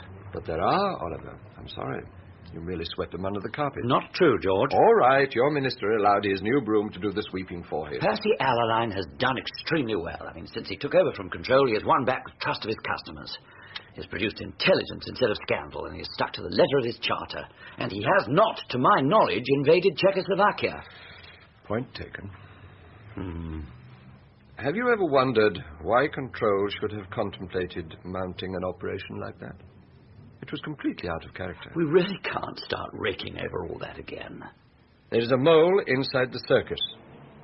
If you want me to find him, I must have access to any source of information, any source. And that includes the Prideaux file. George, you haven't got some personal axe to grind, have you? No, of course not. Very well. But if I do raise the file, isn't there a risk of alerting the mole? We don't need to raise it, Oliver. Only to re-examine it. Just tell us where it is. I don't know where it is. Just look at the time. I suppose I could go through my papers. If you would. There might be some indication there. I'll phone you here, shall I? Please, and from a public call box. Always from a public call box, if you wouldn't mind. Is that absolutely necessary? It would be wise. Well, goodbye, George. Goodbye, Oliver. Thank you for coming. Oh, I do beg your pardon. Sorry, it's my fault. I'll be in touch, George. As soon as you can. Come in, Mendel. Down. All well? Fine. He was clean when he arrived. Nothing on his tail, nothing on his conscience. Good. He had something on his mind when he left, though, didn't he? Yes, I should think Oliver Laken's a very worried man. So what's your next move? I want to talk to a man called Jerry Westerby, a journalist. Never heard of him. I'm not surprised. He does most of his work behind the Iron Curtain. and is a frequent contributor to the Circus, if you understand me. Truth. You've got everyone at it, haven't you? It's called Living Your Cover. And how does Westerby fit in? I don't know. He wrote me a letter which sort of skated round the edges of the Prideaux affair. Didn't you follow it up? Well, I tried to, but Jerry was out of the country. And there I was fired. So, now you want me to start looking for this Westerby character? Oh, no. If he's in England, I know exactly where he'll be. Here you are, Mr. Westerby, sir. 1 dozen lock fine and a pint of Liffey water. Lovely, Jimmy. Now we can begin to feed us, the war said. There's a bloke just coming. He's asking after you. Where? Far into the bar. Tubby bloke, polishing his specs. Good God. He's okay, then? Of course he is. Hey, George! George! Come on over here, my old love. Hello, Jerry. I'll be damned. Sit down, sit down. Thank you. Have you eaten? Not yet, no. Oysters, do you? Very well. Another dozen lock fine, Jimmy, and a pint of the blacks. I'd actually prefer wine, Jerry. Oh, a bottle of the Widow Twankey, then, Jimmy, and I'll turn mine into a black velvet. 1 dozen and a bottle of the verb. Oh, welcome, old boy. Long time no see. A long, long time, Jerry. Yes. I haven't seen any of your circus performers for ages now, to tell you the truth. Oh? Now, they put me on the shelf, old love. I should never have sent you that letter. I burned it as soon as I read it, Jerry.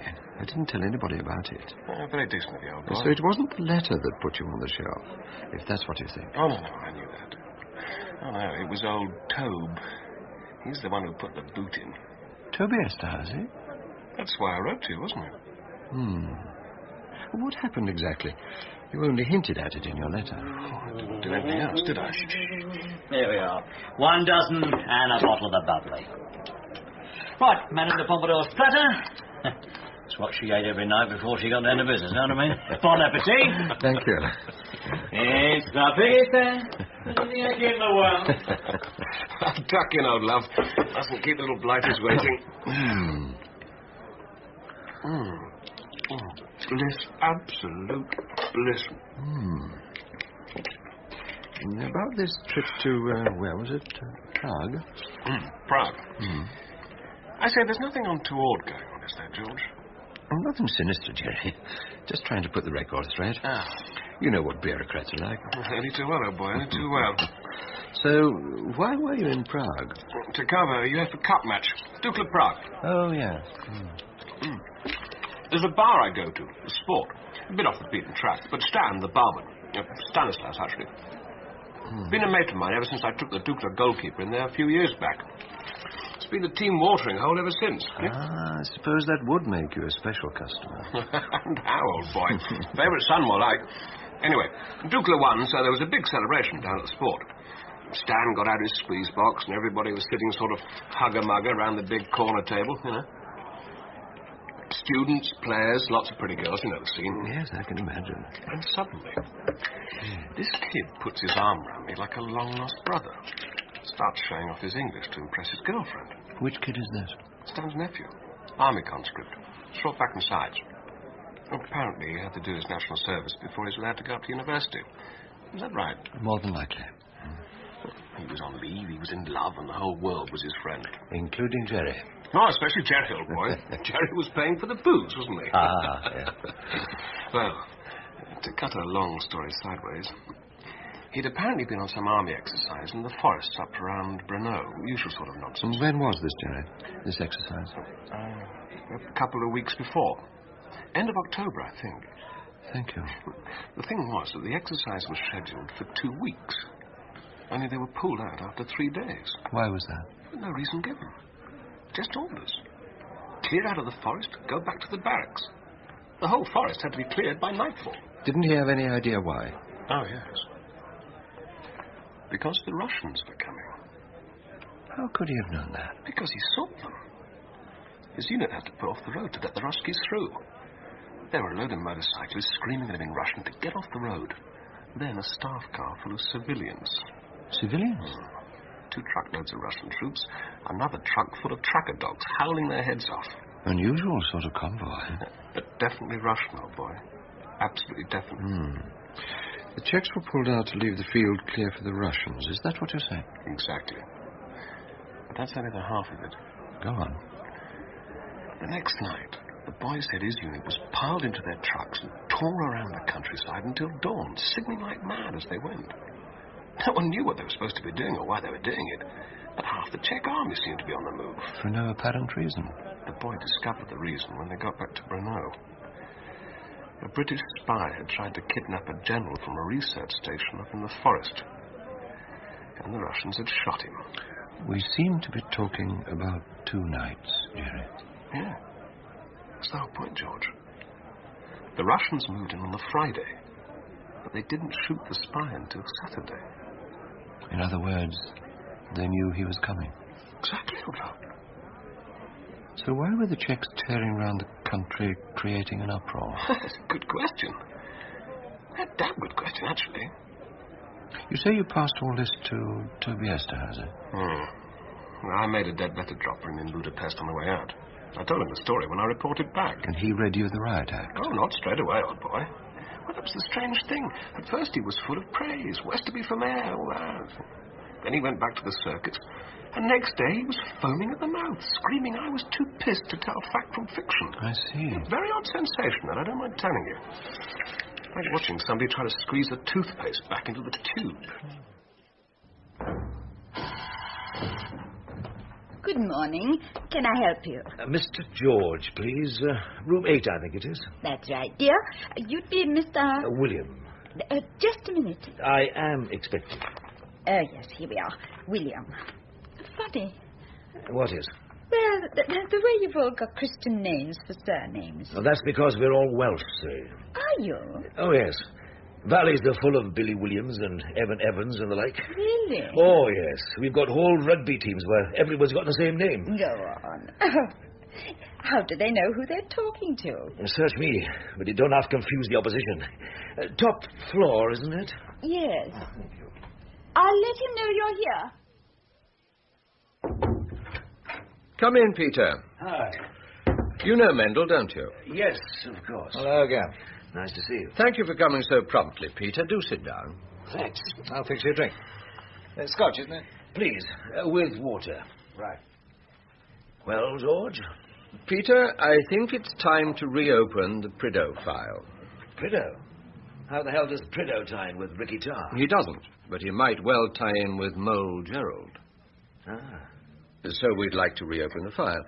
However, we seem to have one small problem. What sort of problem?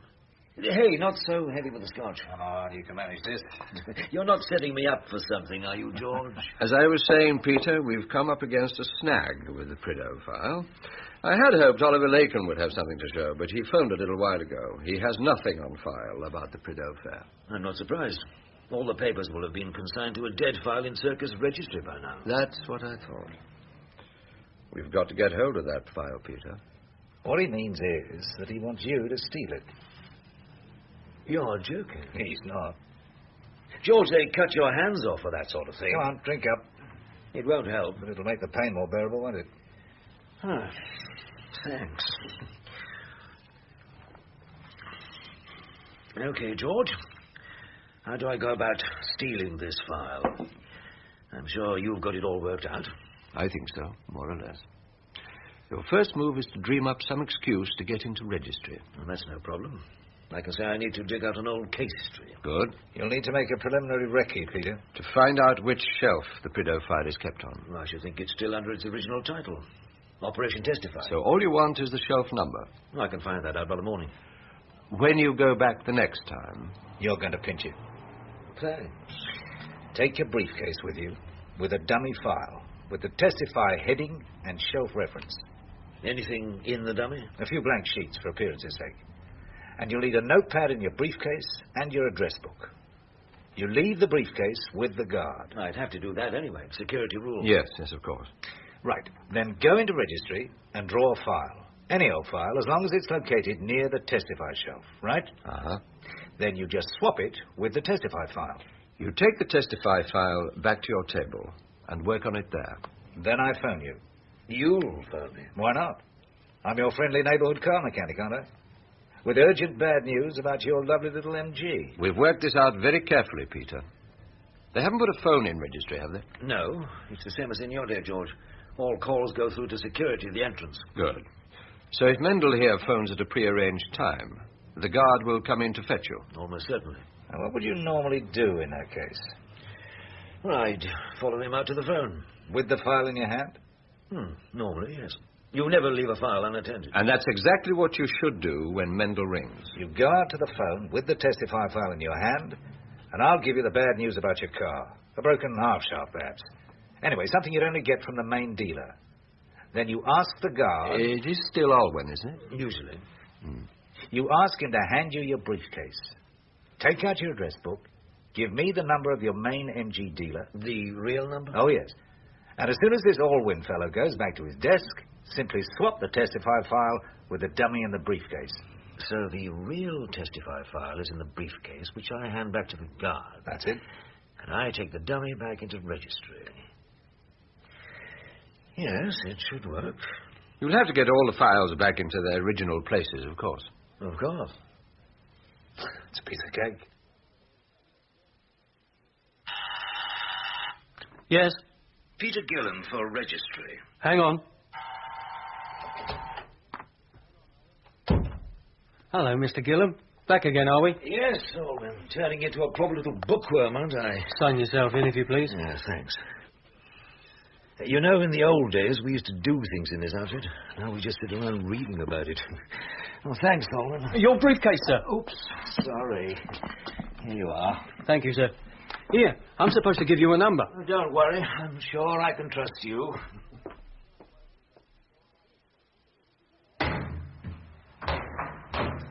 Hello. Back again, Peter? Is there some sort of quota system in operation round here? Well, we don't see you for months on end, and then suddenly it's twice in 3 days. That's what all the girls say. Get on. How many registrations? 2, please. Thanks. 2884 3133. Thanks. D corridor. The 2 8s are halfway down on the right, and the 3 1s in the next alcove after that. Great. And don't forget to hand the counterfoils in when you leave. Will do. 3 1s. Next alcove. 3 1 3 3. Yes. Nice pink file. Now, where's testify? Pink for pink. And I'm in... What the hell? What the devil are you doing? The radiators aren't working. Neither's anyone else with that row going on. Sorry if I disturbed you. It's all right. I was told that this would be the best time to do Yes, all right. Yeah, Not your fault. Would you like a cup of coffee, Peter? Good idea. Sorry, Sal, I got wasted a little last night. The brain can't take sharp metallic intrusions. And I always thought you were a clean-living country boy. I am. Milk and sugar. Please. Oh, and have you got the Warsaw telephone directory? They're up this end now. Bottom shelf, right-hand side.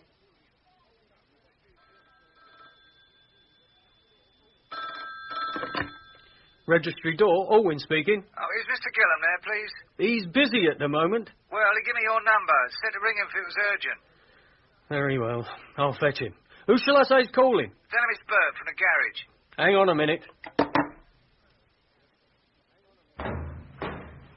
Mr. Gillen? Mr. Gillen? Phone for you. Oh, damn. Sorry, they said it was urgent.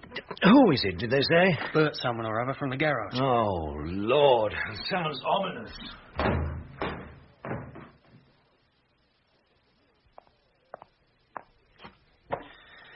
Hello. Gillen here. Oh, hello, Mr. Gillen. It's Bert from the garage. Oh, yes, Bert. What's the problem? Bad news, Mr. Gillen, I'm afraid. The half shaft's gone. Oh, no. How long's that going to take, then? Well, that depends on how long it takes to get a new one, doesn't it? Haven't you got one in stock, for God's sake? Right, not, Mr. Gillen. We'll have to get on to the main dealer, see if he's got one. Wait a minute. I can give you the number of the manager's direct line. Charlie Pearson, he's a mate of mine. He'll pull strings if he has to. Just a minute.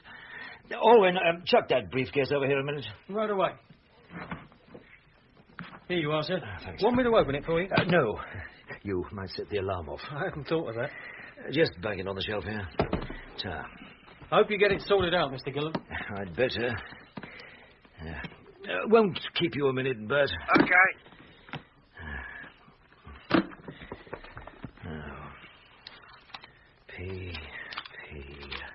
Pearson. Got a pencil, Bert? Yeah, shoot. Charlie Pearson, 9470563. Got it? 9470563. That's it. And tell him I'm desperate. I'll get back to you as soon as I know the worst. I'd be grateful, Bertie, only I'd need the car this weekend. I'll do what I can, okay? Yes, thanks.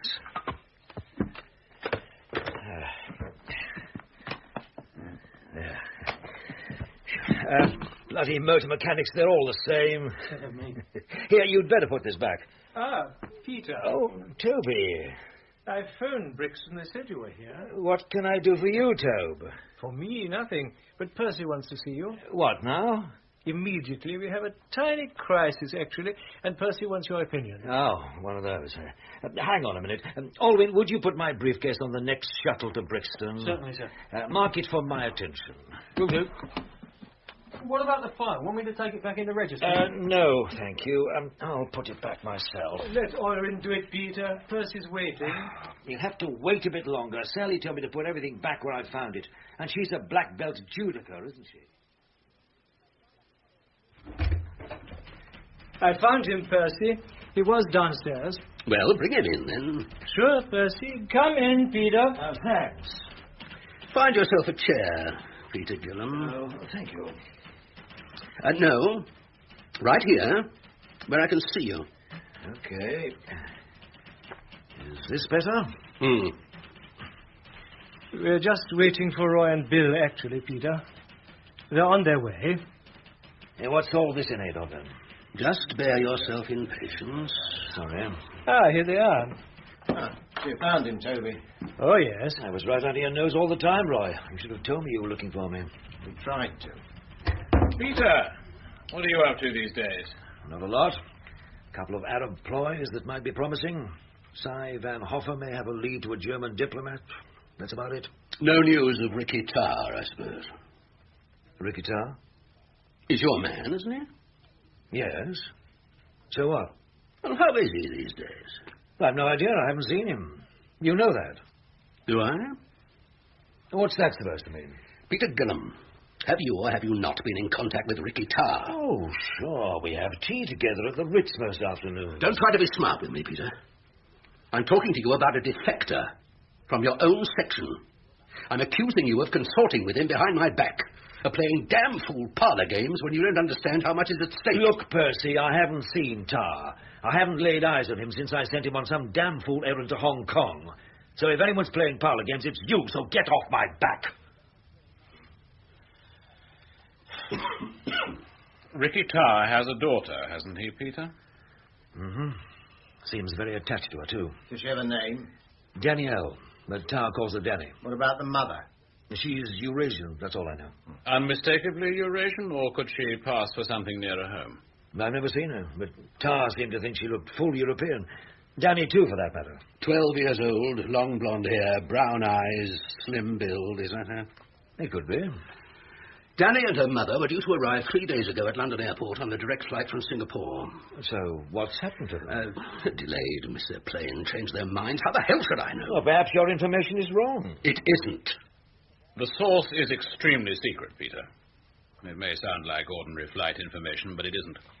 It's ultra sensitive, actually. Well, in that case, I'll keep my mouth ultra shut, Toby. So what do you make of this information, Peter? Why is Tarr coming to England? Sorry, I thought you said it was Danny and her mother were coming to England. Doesn't it occur to you that where little Danny is, Tarr will not be far behind? Until now, it had not occurred to me, no. Until now, Tarr was a defector, right? He was supposed to be sitting in Moscow talking his head off, right? So what's he meant to be doing now? Redefecting to us? Redefecting would be a damn charitable way of putting it. Listen, Peter. Danny and her mother are travelling on fake British passports in the name of Poole, like the harbour. Tarr's got one, too. The well-known Mr. Poole. That doesn't mean Tarr's in England. He's already here, Peter. Huh? But we don't know where, actually. Our information is that he left ahead of Danny and her mother, travelling by a secret route. All right. The Russians have turned Tar round. They've sent his family over instead of keeping them in the bank. They've sent Tar over, too, knowing that we won't believe a word he says. And suddenly, we're all going to be murdered in our beds. Oh, come on, I think it's time someone told me what the hell's going on. Never you mind what's going on. Peter, this really is more important than you can know. The first sniff you get of Tar or his ladylove or his little daughter, you come to one of us. One of us four here. And no one else. Not another damn soul. I get the message. Good. As long as we understand each other. Roy? Oh, yes. For you, Peter. If you wouldn't mind. What's this? Oh, you need a signature. Please. On the dotted line. Or thereabouts. Okay. I certify that I've been advised of the contents of Witchcraft Report number 308. Source Merlin. Witchcraft? Merlin? What the hell's that supposed to mean? Never you mind what it means. Just sign it. And keep your mouth shut.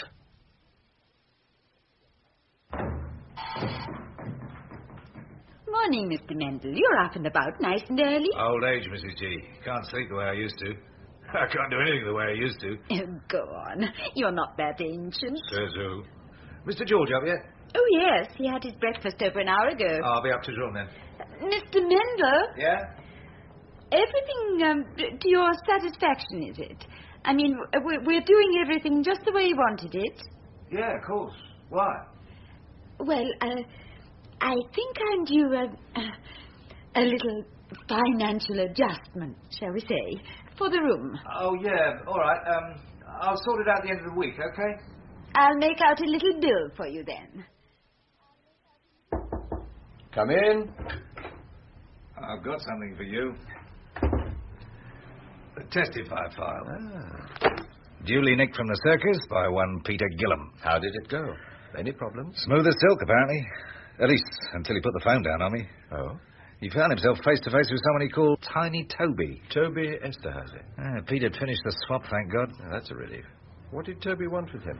Well, he dragged Peter into an ear-bashing session with the boss man, Percy Allerline? Yeah, right. Apparently he knows Ricky Tarr's in England. What? Well, they suspect he's in England. I wonder how on earth they got onto that. Well, something to do with Merlin. Witchcraft, Peter said. Good Lord. Anyway, Peter wants a crash meeting with you. He'll phone through, well, could be any time now. Why? Well, he wants an eyeball to eyeball with Ricky Tarr. Hopping mad he was, I can tell you.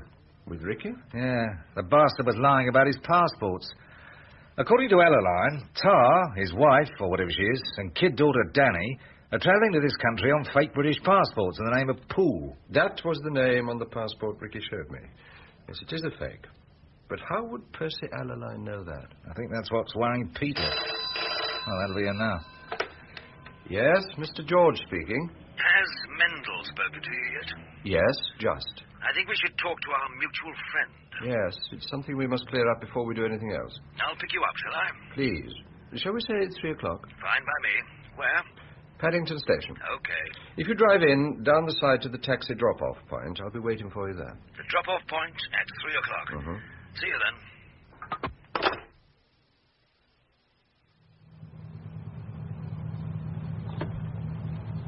Right on time, Peter. Okay? As far as I'm aware, but keep your eye on the mirror. Don't worry.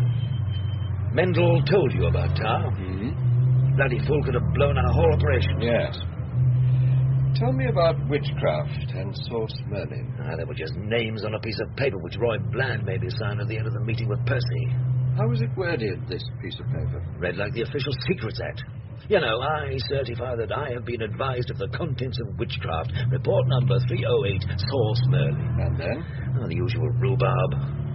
What was it exactly that they had advised you of? Nothing, except the flight information about Tarr's family. Seems so bloody trivial. But it isn't, Peter. Don't you see? It means that their information comes direct from Moscow. I'm sorry, George. I don't follow. Merlin is Percy's highly confidential source in Moscow. Witchcraft is the code name for the material he or she supplies to Percy. It's practically the whole basis on which Percy has built his reputation. No wonder Percy told me to keep my mouth shut. George? Hmm? Doesn't this open a whole new can of worms? I've been asking myself the same question.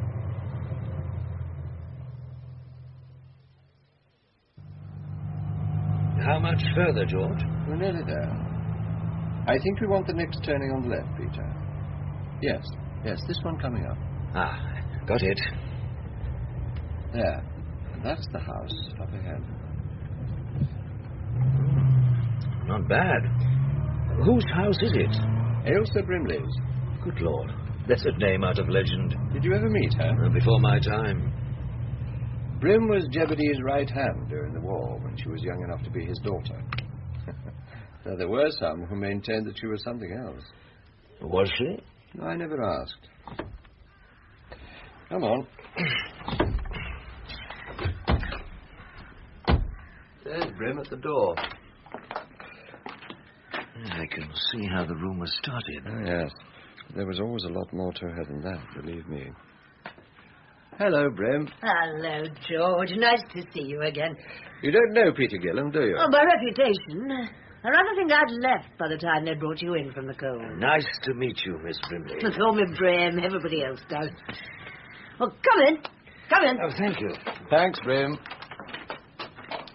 I hope all is well, your guests behaving themselves? No trouble at all, George. They've been very good, playing cards most of the time. And Tar hasn't been out alone? Oh, dear me, no. I don't think Fawn would countenance that. He hasn't tried to phone out? Not as far as I'm aware. Fawn has a very steadying effect on Mr. Tar. He has the same effect at Brixton. The others are very wary of him. He seems such a gentle sort of fellow. I think that only makes it worse. Can I get you something to drink? Or to eat, perhaps? No, thanks, Brim, really. We've got some pretty urgent questions we need answers to, if you don't mind. Oh, of course. You know where he is, upstairs, the last door on the right. Who the hell's that? Who is it? It's me, George Smiley. May I come in? Just a minute, Mr. Smiley. Hello, Fawn. Hello, Mr. Smiley. Mr. Gillam, everything okay? Yes. Where have you been? I haven't heard from you for days. There's been a great deal of ground to cover, Ricky. A lot of loose ends to tie up. Yeah, well, you be damn careful. You could be stirring up a hornet's nest. We're being very careful, Ricky. Very circumspect indeed. Well, mind you are. Anyway, what are you doing here now? We need some more information, Ricky. All right. Do you want me to leave, sir? No, stick around, Fawn. All right, George? By all means. Well, then, Ricky, these passports of yours. Which passports? The Swiss passports you took with you to Hong Kong. Yeah. You said you burned them. Right. What did you burn them with? Well, what the hell does it matter? Steady, Ricky. Yeah, all right. Ricky, we have to know the whole truth. Not just the bit you want us to know. I told you I burned the passports. I didn't fancy the numbers. I reckoned they were blown. What about the British passport? In the name of Poole, was it? Yeah, that's right, Poole. Did you buy any other passports from the same source? Well, why should I? I don't collect the damn things. I just wanted to get out from under. And what about your little daughter and her mother? You wouldn't want to leave them behind to the tender mercies of a Frenchman, was it? Yeah. The one who turned up at Kuala Lumpur saying that you owed money. Oh, all right, damn you. Yes, I got passports for Danny and her mother. Mrs. Poole, Miss Danny Poole, so what? Now, why didn't you tell us that before? We would have understood. It's the most natural thing in the world to look after the people one loves. Or perhaps you didn't tell us because you were ashamed. Why should I be ashamed? Coming to England to all this VIP treatment, leaving them behind like that, at the mercy of that inquisitive Frenchman. Not a very gallant act, was it, Ricky? Not when you think about it. Maybe. Of course, it would be a different matter entirely if you'd burned the British passports and doctored the Swiss passports for Danny and her mother.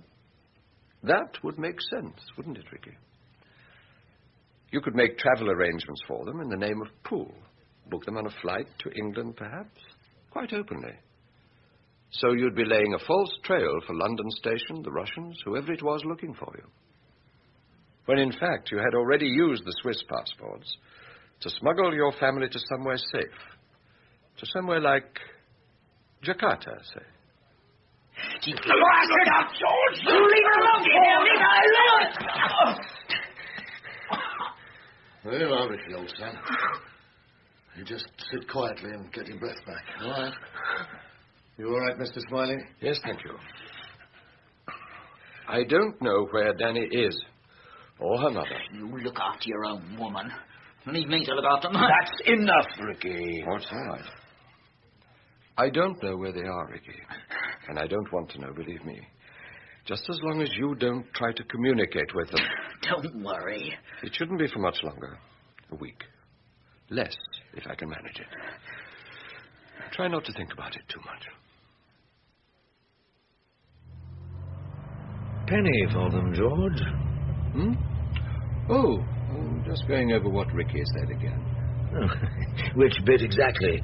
You did most of the talking. That remark he made about looking after my own woman. You mustn't let someone like Ricky Tarr get to you. Tell me, was Tarr referring to anything in particular? Peter? I'm afraid he was, George. Yes. I see. It was a long time ago, before you left the circus, in fact. You still got as far down the line as that. The likes of Ricky Tarr. Take no notice of him, George. He was only trying to get back at you. I realize that. And what did this rumor suggest? Please, Peter. It was only a rumor. About Anne? And Bill Hayden. I'm sorry, George, really. Yes. Ricky's quite fly, isn't he? He's bloody unstable. And a congenital liar. Isn't that a roadhouse up ahead? Uh-huh. Why don't we stop and have a bite to eat? If you like. Everything all right, gentlemen? Yes, thank you. Yes, indeed. More coffee? Not for me, thank you. Sir? No, I'm fine. If you'd care to bring me the bill now, please. Right away, sir. You know, Peter, the more I think about it, the more I have to admit to a sneaking admiration for our Ricky Tarr. Huh?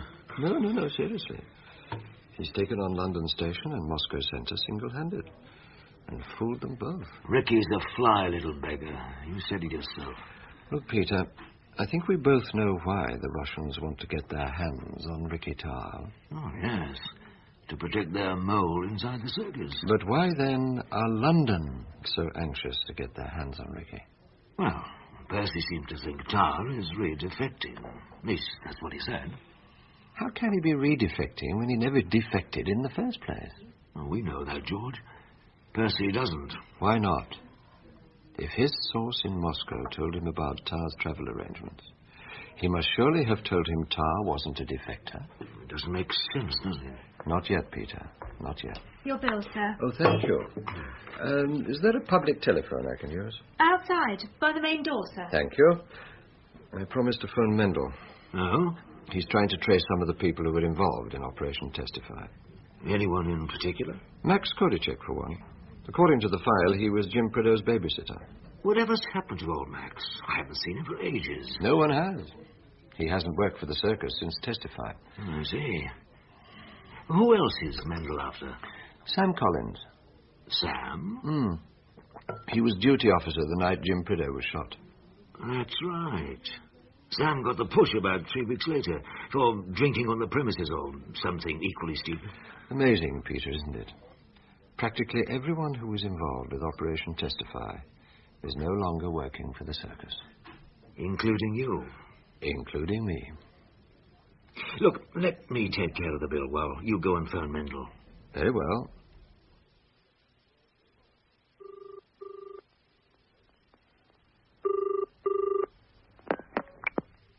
Islay Hotel. Sorry to keep you waiting. Hello? This is Mr. George. Is Mr. Mendel there? Oh, hello, Mr. George. No, he isn't. He's gone to get his car, but he left a message for you. Yes? Oh, just a minute. Mr. George? Yes? He'll be taking you to Hampstead in the morning. That's why he's gone to get his car, I expect. Thank you, Mrs. Pope Graham. Thank you very much. That's the place. Across the road. Block of flats. Max Kodicek works in the basement. Contract parking. Yes, there might be somewhere down there where we can talk. Well, if there isn't, bring it back to the car. And what about you? Oh, never mind about me. There's always things for me to do. Like sit on that bench back there and read my newspaper.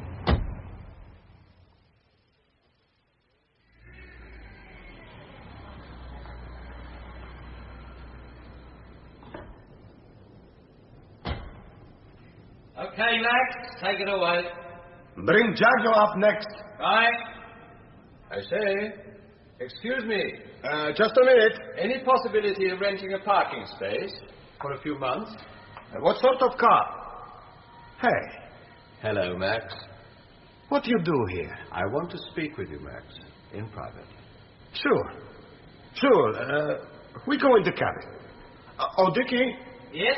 I just deal with this customer. You take over, huh? Okay. In here, please, George.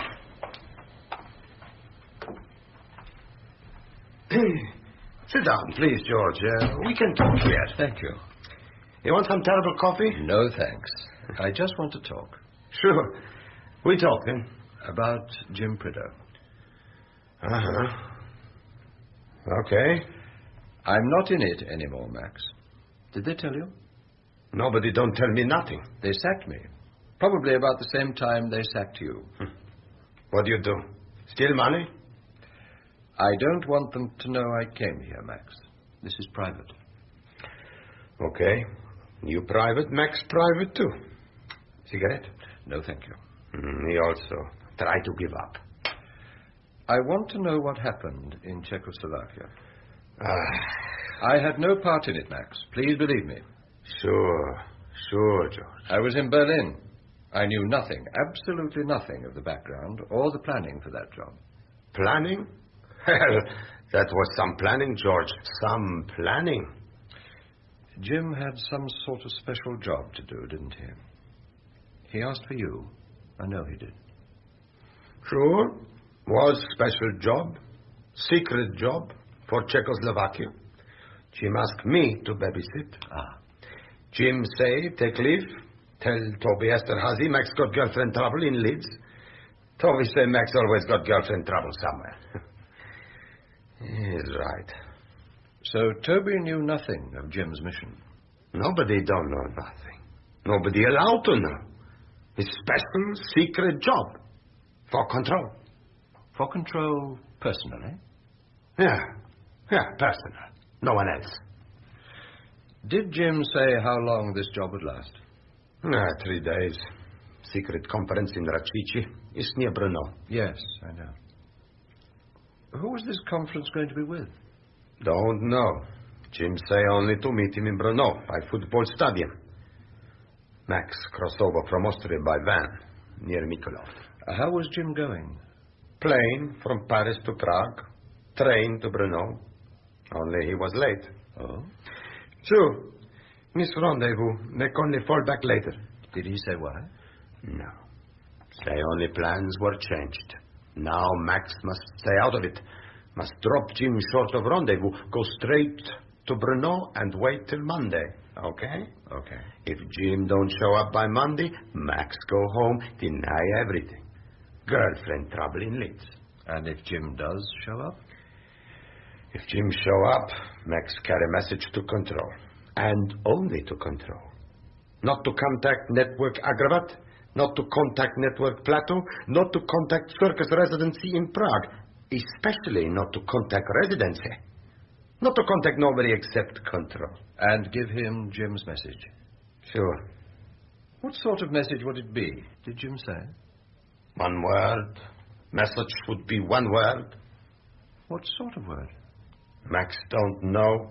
Jim don't come. Come on, Max. Stop mucking about. Yeah, all right. Excuse me, George. Yes, of course. What the hell are you doing in there? Sure. Difficult customer, Dickie. Someone scratched paint on the Rolls Royce. Oh, God. It wasn't me, honest. Don't worry. Leave it to Max, huh? Okay.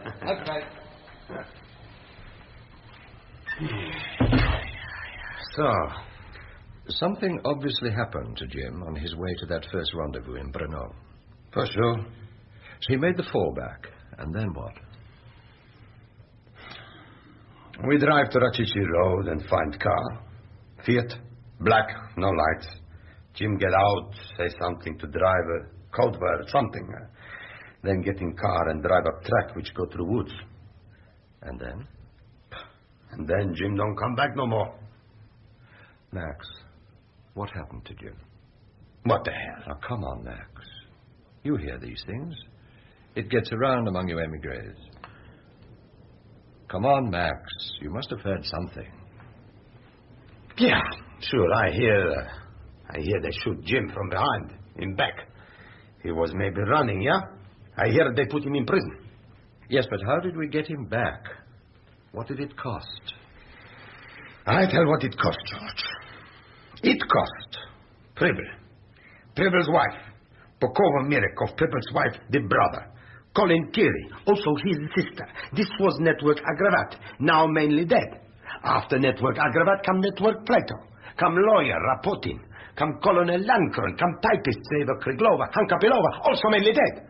That's a damn big price for one Englishman when put it in bank, George. Perhaps it wasn't Jim. Perhaps someone else blew the networks. What the hell? Why you bother, George? Why you bother?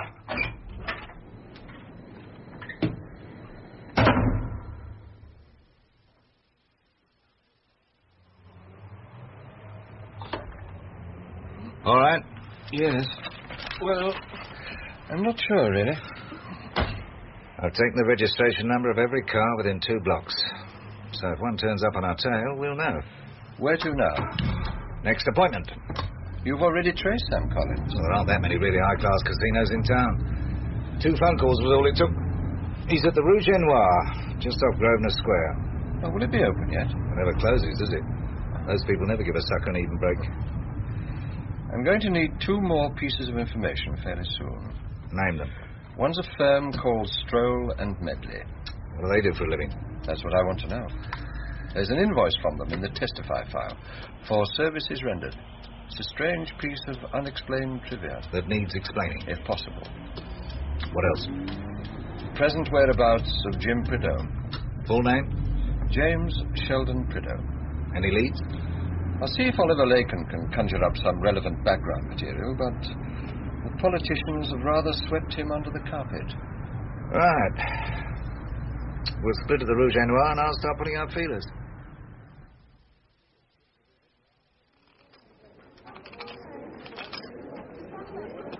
Hello, Sam.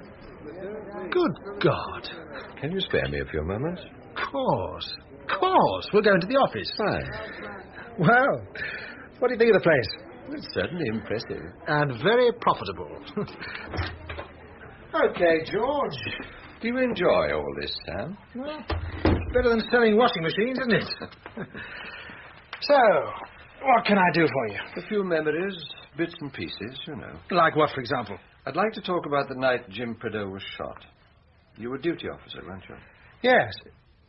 What goes on? You writing your memoirs or something? We're reopening the case. We? Which we is this? Just me, with a little help from Oliver Laken. Nothing ever changes, does it? Coffee? No. Yes, please. Well, help yourself to a sandwich. I live off them, one of the perks. No, thanks. I'm happy with just coffee. The record's been filleted, Sam. I'm not surprised. There's hardly anything on file. It's a question of talking to the people who are involved. Help yourself to sugar. Yes, thanks. I know we talked at the time, Sam, but I never heard the full story. Okay, George. Let's take it from the top. I just got back from a 3-year stint in Vientiane. I remember. I'd hardly walked in the door when suddenly I get this urgent summons to the 5th floor. From Control? Yes. He wanted me to take over as duty officer for the weekend. Did he say why? He said he wanted an old hand on the switchboard in case there was a crisis. Someone who'd been away from head office for some time. I fitted the bill, I suppose. But he didn't explain why he wanted an outsider on duty. No. All I knew was that someone was doing a special job, a very special job, in Czechoslovakia, and I was to be the cutout between Control and whatever else was going on. Which meant what, exactly? Well, whatever came in, a signal, phone call, however trivial, I was to whip it straight up to Control. No middleman, No phone calls. Everything person to person. And where was Control? In his office. All night? Yes. Until the news of the shooting came through. Then he just went to pieces. He simply walked out of the building and went home. What did he say when you gave him the news? Nothing that made much sense. Well, he must have said something, surely. When I asked him about getting you in, he muttered something about you being in Berlin. Well, he sent me there. But that was it, more or less. He just seemed to give up the ghost. I swear to you, George, he aged 1,000,000 years that night. And he left you holding his baby. Oh, and how? It was sheer bloody pandemonium. NATO went to red alert, Whitehall was wetting his knickers, and everyone was screaming for information I didn't have. I was denying everything with one hand and trying to call in the top brass with the other. Which top brass was that? Well, there was Percy, you, Bill, Roy... Me? Yes. In Berlin? I didn't get the call. No. Well, I rang Bywater Street. In case you'd got home early. So who did you speak to? Your wife. Do you recall how the conversation went? Anne's away just now. I asked for you, and she said you were in Berlin. That was all? I asked her whether, by chance, she knew where Bill Hayden was. It was urgent, George. And I heard they were cousins. They are? What did she say? She said she wasn't Bill's keeper and rang off. How did she sound? Distinctly shirty. Anyway, I was fielding fastballs for about an hour when in walked Bill, white as a sheet. What time was this? About 1:15, I should think. He said he'd picked up the story on the ticker tape at his club. Rather late for that, wasn't it? For what, George? Oh, reading club ticker tape. I wouldn't know. Not my world, is it? Anyway, when he turned up at the circus, I could have kissed him. I put him in the picture pretty damn quick. When I told him Jim Prideaux had been shot in Checo, he went bananas. Didn't he know about Jim? Apparently not. He must have read it on the wires, surely. The news was out by then. All I know is he was fantastic. Absolutely fantastic. He took over the whole thing, firing broadsides all over the place at the Czech embassy. Sam? Yes? Bill was nowhere near his club that night, and you know it. George, he was at my place when you arrived. No, but... As soon as you had put the phone down, Anne pushed Bill out, and he rushed straight round to the circus. That's what you really think, isn't it? Look, George, what Isn't it? From the shoulder, Sam, please. In a nutshell, yes. Thank you, Sam.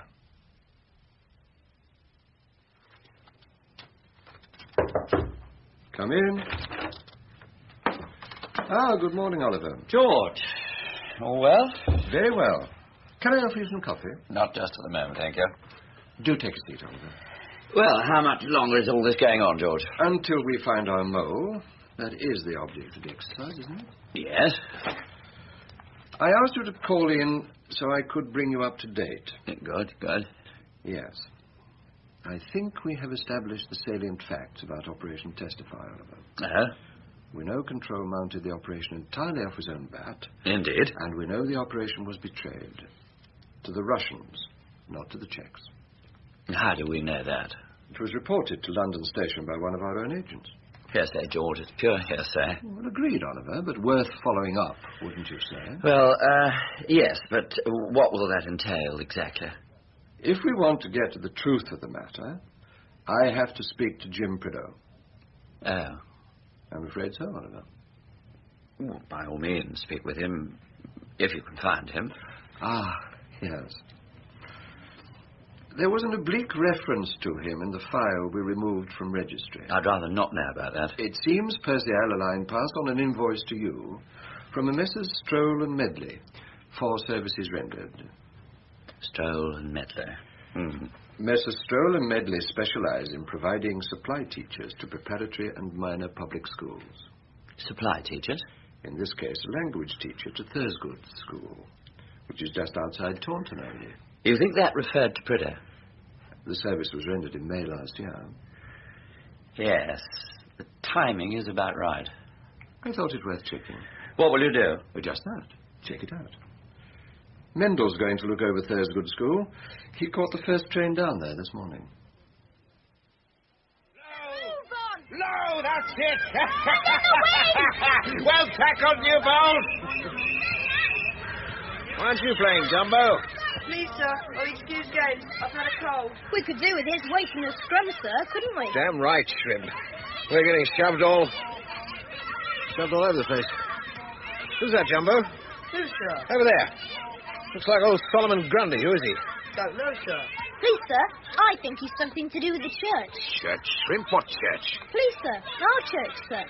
I saw him talking to old Spargo this morning. And what did he have to say to the Reverend Spargo, eh? Don't know, sir. They were just looking at the pew lists. Sir. Our pew lists? Yes, sir. Those goods pew lists. With all the names, sir, where we sit. Was he now? Look, I think he's going, sir. Yes, so he is, Jumbo. So he is. Up to no good, I'll be bound. You see him snooping around here again, you let me know, all right? Yes, sir. Sure you recognize him again, are you? Yes, sir. Colour of hair, Jumbo? Sort of grey, sir. Height, Shrimp? Sir, 6 foot, sir. Sir, everyone looks 6 foot to Shrimp. Age, Jumbo, you toad. 91, sir. They've scored, sir.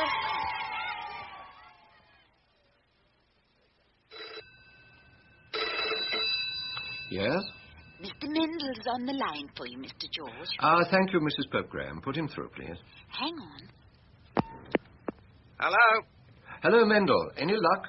It is Prideaux. No doubt about it. Well done. He's not even using a false name. Well, what do you want me to do? I'll come straight down. There's a train at 4:30. Arrives Taunton around 6:30. I'll be on that. Can you meet me? Of course. I've hired a car. White Rover. Good. And I think you should book a couple of rooms at a local hotel and get an invitation to our friend to visit me there. Reason for visit? Leave it open. Just my name, the room number of the hotel, at any time convenient to him. Okay. See you around 6:30.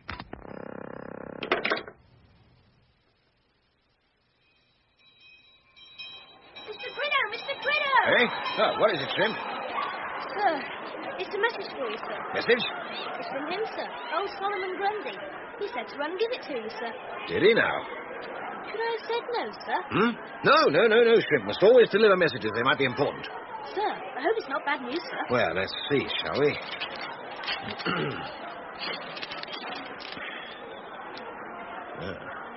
Is it all right, sir? Yeah, it's from an old friend. It's someone I haven't seen for years. That's good, sir. Yes, isn't it?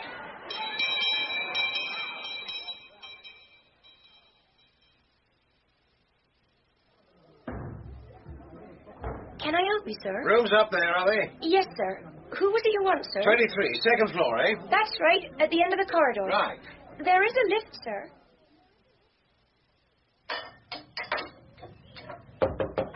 Come in. Jim, do come in, please. I'm so glad you could get away. Where's Solomon Grundy? Who? 6 foot, sharp-eyed, graying. Looks like an emaciated greyhound. It's my babysitter. Where is he? Downstairs in the bar. Sit down, please. What can I offer you? Oh, the malt will do. With water? As it comes. When do you have to be back at school? Any particular time? Must be quite a change for you. Though you had a spell teaching once before, didn't you? Before the circus dragged you back. Look at my file. It's all there. Yes, I'm sure it is. Is that all right for you? The trouble with the file, you see, is that I was thrown out of the circus before they got you back from Czechoslovakia. And as Control's dead... Control's dead? Yes. Didn't they tell you? What did he die of? Well, at the end, I suppose it was a heart attack. But surely they must have told you that at your debriefing. Who got his job? You? No, I told you.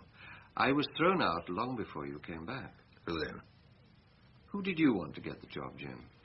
Have someone in mind, did you? Don't play cat and mouse with me, George Smiley. I'm not one of your juju men. Who got Control's job? Percy Adeline. Oh, yes. I don't suppose they told you what happened to the Czech networks, either. What about them? You recruited some of them, didn't you? In the old days, before Roy Bland took over. God damn you, George. I've drawn a line. That's what they told me to do. Draw a line, make a new life, forget testify, forget everything. Which they is this? Roy? Bill? Percy? All right. What happened to the networks? They were rolled up. The story is that you blew them to save your own skin. I don't believe that for one moment. But I have to know what happened, Jim.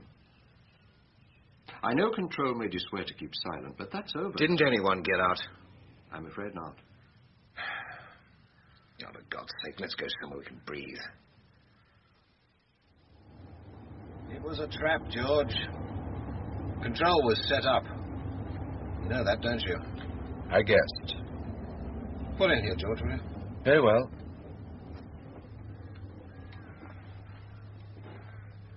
You say Control was set up?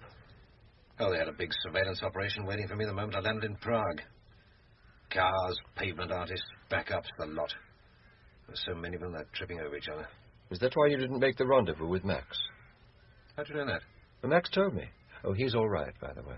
Oh. That's something, I suppose. The meeting was a trap, too, presumably. Oh, yes. Half the Red Army waiting for me. Flares, fireworks, photographs, and the KGB for afters. It was a Russian trap, then? Moscow written all over it. Biggest sucker punch in the history of the trade. And Control walked into it with his eyes wide shut. I don't believe there ever was a general. Your meeting was with a general? Supposed to be. Russian? Czech. General of Artillery. It is alleged. In reality, he was the Czech liaison officer at Moscow Center. Did he have a name? Stevchik. He'd apparently made it known to Control through, quotes, a trusted intermediary, that he was disenchanted with his lot and ready to sell out. So what was this General Stevchik going to sell you? Defense material, rocketry, ballistics, that sort of thing. Nothing else? More bit of politics. And that's all? George. Yes? The networks. How long were they in the bag before? You know. A lot longer than you were, I'm afraid. Dear God. Let's have a breath of air, shall we?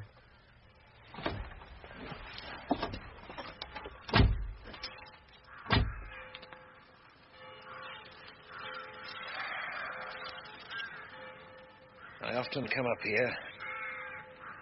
Get away from things for a while. I can imagine. It's peaceful. Yes. That's the school down there in the hollow, isn't it? Jim? What was the bait? I've told you. Defense material, rocketry, ballistics. That's just the dressing. There was more. There had to be. I need to know, Jim. I want the nub of the matter. There are some things you push so far down, you can hardly find them anymore. I know. You draw a line under it all. Make yourself believe it never happened.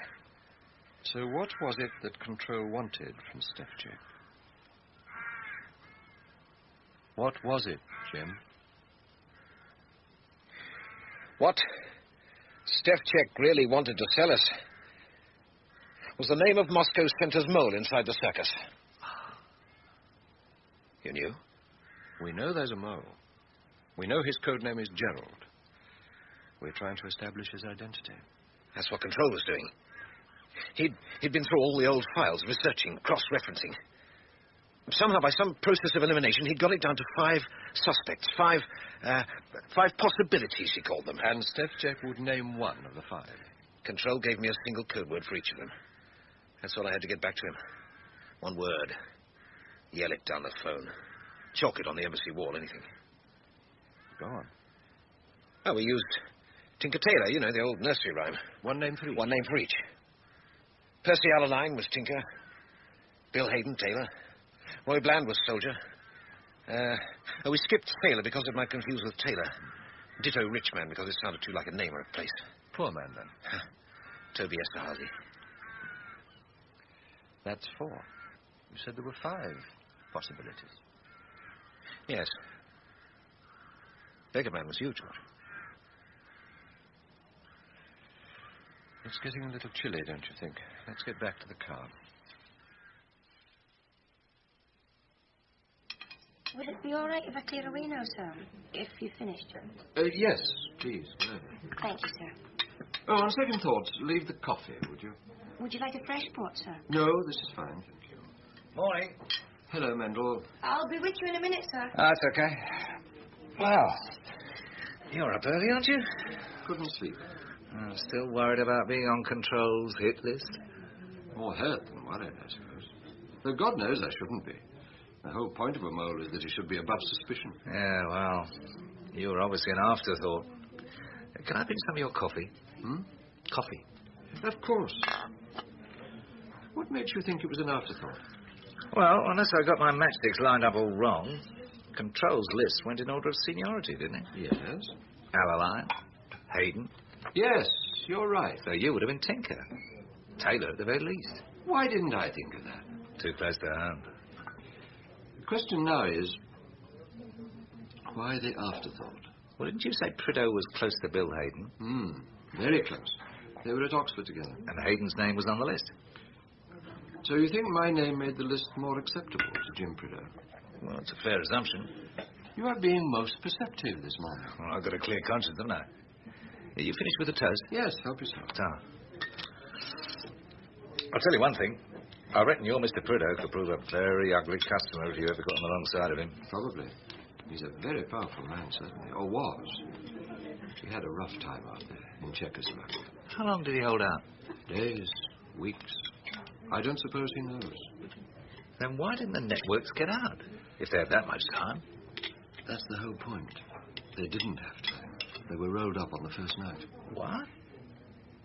Ah, your mole, Gerald. Yes. Apparently Jim was hardly questioned about the networks. The Russians just weren't interested. Then why hammer him? What they were really after was the extent of Control's suspicions, how close he was getting to uncovering their mole. Careful. Sorry to keep you waiting, sir. Oh, that's all right, dear. A full breakfast, is it, or just the continental? Have I got time for the full? Easily. I thought we might try for the 9:45 back to town. Well, I'll have the works then, dear. Orange juice, mixed grill, toast and marmalade. Oh, and some more coffee, please. And your room number? 15. 15. Thank you, sir. If you'll excuse me a minute. Sure. I want to set up an urgent meeting with Oliver Lacon. If I phone now, I'll still catch him at home. I'll be right back. Don't rush. I may need a little time.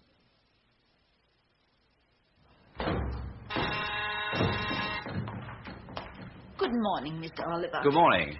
Come to see Mr. George, have you? Yes, is he in? Only just. His train was late. You know where he is? Yes, thank you. Just tell him I'm on my way up, if you wouldn't mind. Very well, sir. Come in. Ah, Oliver. Thank you for coming so promptly. Well, you made it sound so damn imperative. Did I? Well, yes, I suppose I might have done. Take a seat, Oliver. Thank you. You obviously have something of significance to tell me. I've had a long conversation with Jim Prideaux, and, well, I know now what inspired Operation Testify. Ah. Yes. You see, Prideaux was sent to Czechoslovakia to meet a Czech general. A Czech general who'd offered to sell Control the name of a Russian mole inside the circus. Good God. It went horribly wrong, of course. Control must have been out of his mind to even contemplate it. No, Oliver. Control was out of his mind with worry. But he knew what he was doing. Sadly, so did the Russians. What? They knew all about Testify. They must have done. So it wasn't simply mental aberration on Control's part? No. Control knew there was a mole inside the circus. According to Jim Prideaux, he'd narrowed the field down to 5 possibilities. Who, George?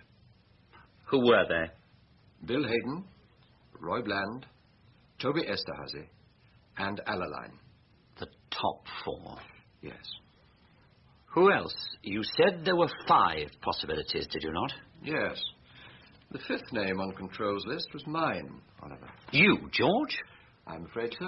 No, I can't believe it. You have to believe it. I most certainly do not. Anyway... What? The Russian woman that Tar got mixed up with, the one who started all this. Irina? Irina, yes. She said the mole was inside the circus now. And you've been out of the game for more than a year. Yes. Well, then that's settled. You have my complete confidence, George. Thank you, Oliver. Be unthinkable, absolutely unthinkable. Now, this may seem almost ungrateful on my part, Oliver, but I'm afraid I'm going to put that confidence to the test. Go on. I presume that special source of airlines is still running. Source Merlin, was it? George, for God's sake. Now, don't worry, we're not bugged. That's why we chose this place. It's beneath suspicion. Well, yes, since you ask, Source Merlin is still running and providing damn good material, too. And you still call it witchcraft? Yes. I need to see the witchcraft reports, Oliver. What? The reports, analyses, annotations, recommended actions, everything. I want them here, Oliver, where I can study them. Out of the question, George. I couldn't have lied.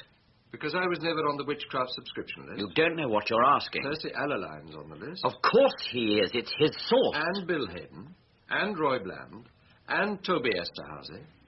All Control's 4 prime suspects are witchcraft cleared.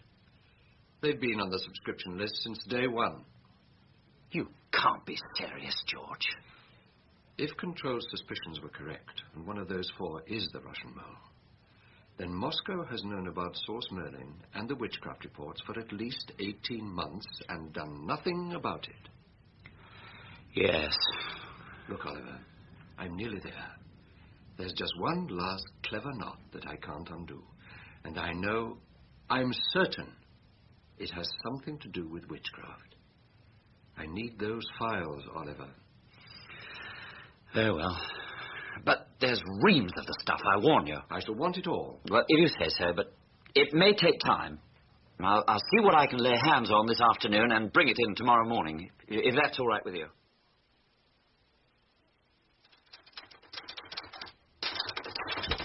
Oh, Peter, thank God. Problems, Elaine? Cy Vanhofer just rang in. Wants you to get in touch. He says it's urgent. As it always with Cy. Don't worry, I'll ring him now. Thanks. Damn. Gillam. Oh, hello, Mr. Gillam, sir. Bert here, from the garage. Oh, hello, Bert. What can I do for you? Well, I'm sorry to trouble you, sir, but we just got the new speakers in. You know, for the car radio and tape deck. Oh? Yeah, I just wondered if you were still interested. Yes, of course I am. When could you fit them? Well, whenever you like, sir. Sooner the better. Only we're not too busy just at the moment. I'll drop the car in on the way home from work then, shall I? Fine, Mr. Gillam. See you then.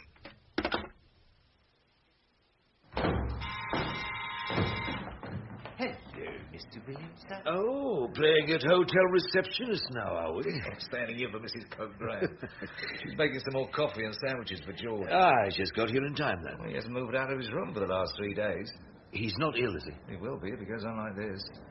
Lacon brings in a pile of documents each morning and takes them away the following morning when he brings the next pile in. I don't think George has been to bed for the last 3 nights. No, I'd better go on up then. Tell him I'll bring the coffee up in a few minutes. Okay. I dare let Mrs. Pope Graham take it up. She'd unfit if she saw the state of his room. Come in. Ah, Peter, that was well timed. George, this place looks like a pigsty. Yes, I'm sorry about that. Here, I'll just clear these and you can sit down. Thanks. Witchcraft report. I've had to wade through about 300 of them in the last 3 days. It hasn't left much time for domestic niceties. I wasn't criticizing, George. I wouldn't care much if you were. Not now. Ah. Peter, I'm beginning to see daylight at long last. It's all here. In the witchcraft report? It's hidden away, but it's all here if you know what to look for. Go on. One of the more interesting discoveries I've made directly relates Toby Esterhazy to one of the Russian cultural attachés. Polyakov? Whenever Source Merlin produced really topical witchcraft reports, either Polyakov was in London at the time, or Toby had taken a quick trip off to Europe. All expenses paid out of the witchcraft budget. Could be coincidence, George. Also, in the period immediately following Tar's adventures in Hong Kong, friend Polyakov was in Moscow for, quote, urgent cultural consultations. Wait a minute. That means that Polyakov is connected with Source Merlin and Toby Esterhazy. And probably to Mole Gerald. Ah. I think perhaps it's time we had a little chat with Toby. In private? Of course.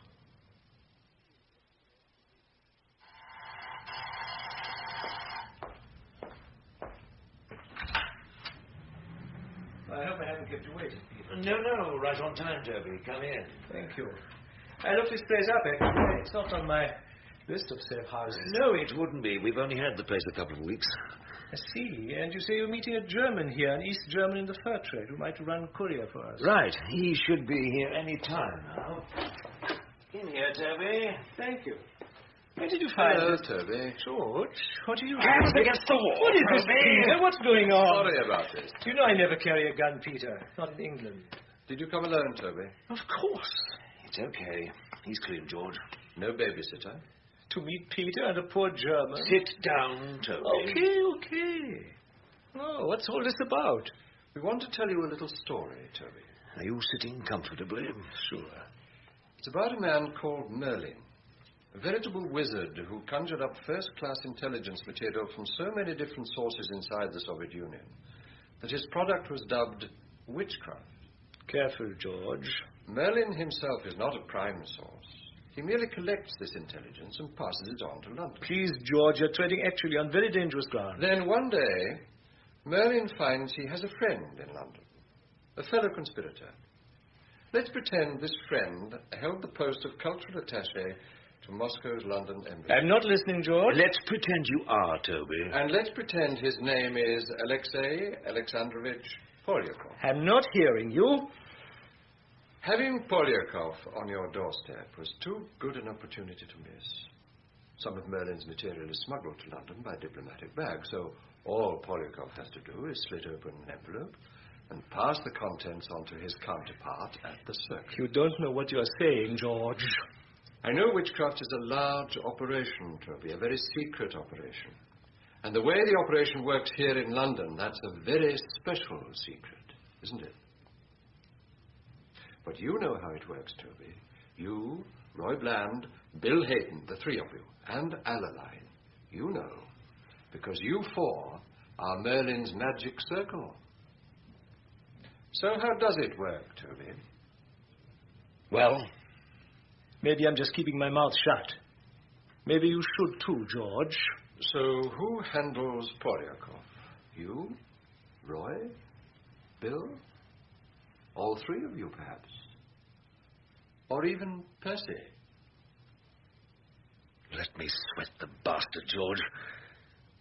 George, what's the matter? Just looking. I thought I saw something moving in the shadows out there. If you're lying about those babies... I'm not, I swear to you. Cross my heart. Tell me, Toby, is Lapin a name which means anything to you? Sure, George, I know Lapin. What was Lapin's job over here? He was Polyakov's legman. But Toby cultural attaches don't have legmen. Oh, don't be damn silly, George. Polyakov is working for Moscow Center, but he's our Joe, so he's got to pretend he's spying on us, huh? Yes, of course. How else would he get away with it? Exactly. He comes to our shop, so he's got to take home the goodies. So we give him the goodies, chicken feed, really, so he can pass it back to Moscow. This is not the first operation we run like this. No, you're right. So who is playing the part of Polyakov's agent, Toby? Come on, Toby. If Polyakov's cover for meeting you people is that he's spying on the circus, then he absolutely must, have a source inside the circus. Mustn't he? I suppose. So who is this source? You? Toby Esterhazy, masquerading as a traitor in order to keep Polyakov in business. He gets my vote. Now, look, George, you're poking your nose into things you maybe don't understand. No, seriously, Toby. You'd be a good choice. Hungarian ancestry, reasonable access, resentment about promotion. Likes money. With Toby Esterhazy as his agent, Polyakov is a cover story which really works. The circus gives you the chicken feed. You hand it to Polyakov. Moscow thinks Toby's all theirs. Everyone's served. Everyone's happy. You damn bet they are. Ah, thank you. But you see the problem now, Toby, don't you? What problem? What if it transpires that Polyakov has been giving you chicken feed, and you've been giving him the crown jewels?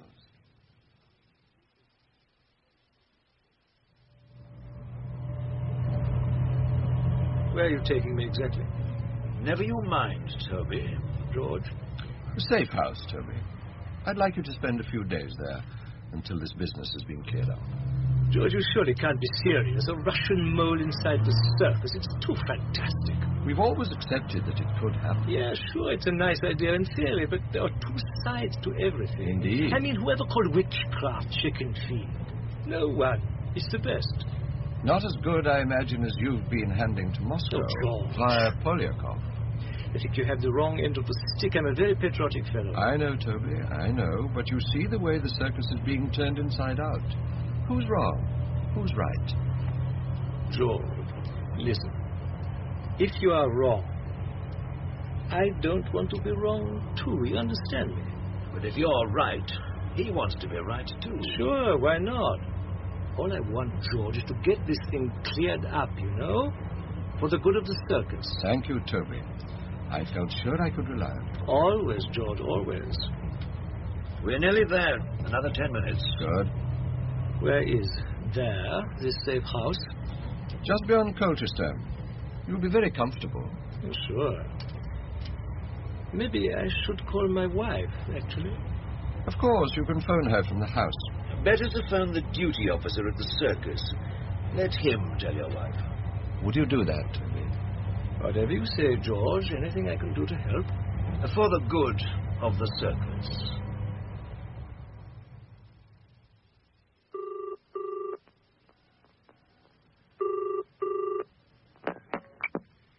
Porteous? Phil, it's Toby. Hello, Toby. How's tricks? Fine, actually. But I want you to do this favor for me. Yeah? I've got a little problem, a personal problem I have to take care of, actually. The usual? This one is difficult, Phil. She's getting too possessive. You know what I mean? When are you ever going to learn? It's the last time, Phil. I promise you. I promise me. Yeah. But I need a couple of days to smooth things out. So you want me to phone Mara? Please. Tell her I'm away, doing a big job for the circus, blowing up the Kremlin or something. I'll be back on Monday. Okay, Toby. Leave it to me. Thanks, Phil. Excellent, Toby. He's a born liar, isn't he? I damn near believed him myself. Now, Toby, about this house. What house? The one Percy bought, out of the Witchcraft budget. Where did you get that from? The Witchcraft account. Oliver Lacon let me have them. Lacon? Is he involved? Oh, yes. He's looking for the mole, too, Toby. The same as the rest of us. That house is presumably the contact point for Polyakov? Yes. Well? It's in Camden Town, actually. Where in Camden Town? 5 Lock Gardens. Thank you, Toby. Is there built-in audio? What do you think? And a caretaker? Millie McCraig. So Mrs. McCraig keeps house and runs the recording equipment? Sure. And what's the procedure for contacting Polyakov for a crash meeting? Polly drives to and from the embassy past the house we have on Haverstock Hill, actually. If we put a yellow poster in the window protesting against the traffic, that's the signal. What about at night or at weekends? Wrong number phone call. But nobody likes that. Has it ever been used? I don't know. You mean you don't listen to his phone? Well, Come in. Ah, Fawn, come in. You wanted to see me, sir? I wanted you to meet Mr. Esterhazy. He'll be staying on here for a few days as our house guest. It should be very pleasant for you, sir. We'll do our best to make you comfortable. Thank you. What about the other gentleman, sir? He'll be leaving shortly. Very good. What other gentleman? Who else is there? Ricky Tarr. But he's a defector. You know that, Peter. According to Percy, George disagrees. He came to us because he daren't trust anyone at the circus, Toby. Can you blame him? You know something, George? I'm not sure which side I'm supposed to be on anymore. Poor Toby. It must be very confusing for you. I shall ask only one more favor of you. What's that? Fawn? Yes, sir? I want Mr. Esterhazy to ring Millie McCraig tomorrow afternoon, about tea time. Say about 4:30. Very good, sir. I want him to tell Millie McCraig to expect us within the hour to test the recording equipment. All right, Toby? Sure, George. Anything. And make sure it is Millie McCraig before you let him open his mouth. Of course, sir. Come on, Peter. I want to talk to Ricky. Coming. And when he does speak, Fawn, make sure he doesn't say more than he should. Don't worry, sir. I'm sure Mr. Esterhazy will wish to avoid unpleasantness. Won't you, sir?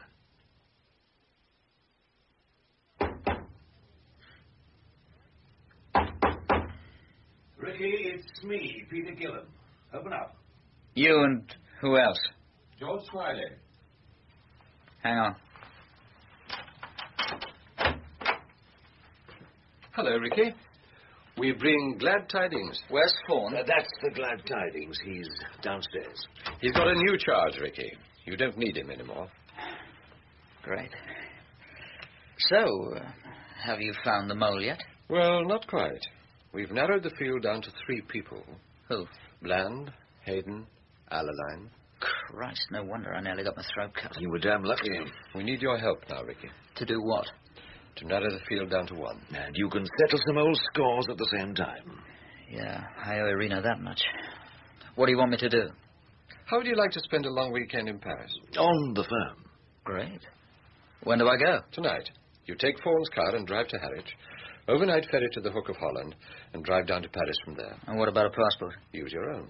That's a bit risky, isn't it? Well, perhaps, but they're still looking for Mr. Poole coming in, not Mr. Tarr going out. Anyway, I'll see you onto the boat in case you run into problems. After that, you're on your own. That's the way I like it. You know the Circus resident in Paris, I believe. Do I? He was your old boss and mentor. Steve McElvore. Hasn't he retired yet? He's got about 3 months to run. I contact him? Yes. And do what? Exactly what you did in Hong Kong. Send a cable? Mm-hmm. To the circus? Yes. Offering them vital information, wasn't it? Information vital to the safeguarding of the service. Perfect. Oh, yes, I like it, Mr. Smiley. That'll really put the cat among the pigeons.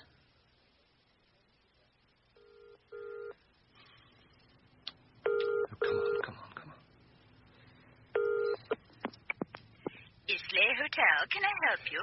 It's Mr. George here. Hello, dear. Is Mr. Mendel in, would you know? Yes, I believe he is. Would you like to speak to him? Please. Hang on, dear. I'll put you through.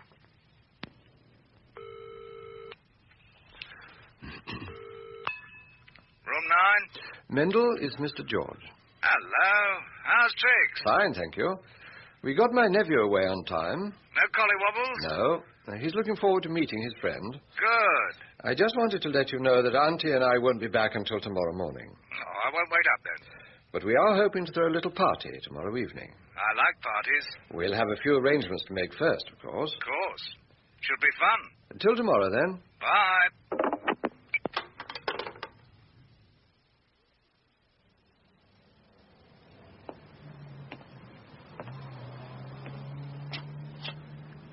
George? Here, Peter. Ah. No problem parking? No. In the side road there, beyond the first street light. Good. Have you done a recce? Lock Gardens is a cul-de-sac. Number 5's the house at the end. It would be. It's well chosen, Peter. Practically impossible to keep under surveillance. Yes. Well, let's get on with it, shall we? I'll go first, Peter. You stay here for a minute or two. What for? I want you to watch my back. Watch you? Are you serious? Maybe I'm imagining things, but you can't be too careful. Okay. I'll give you a 60-second start.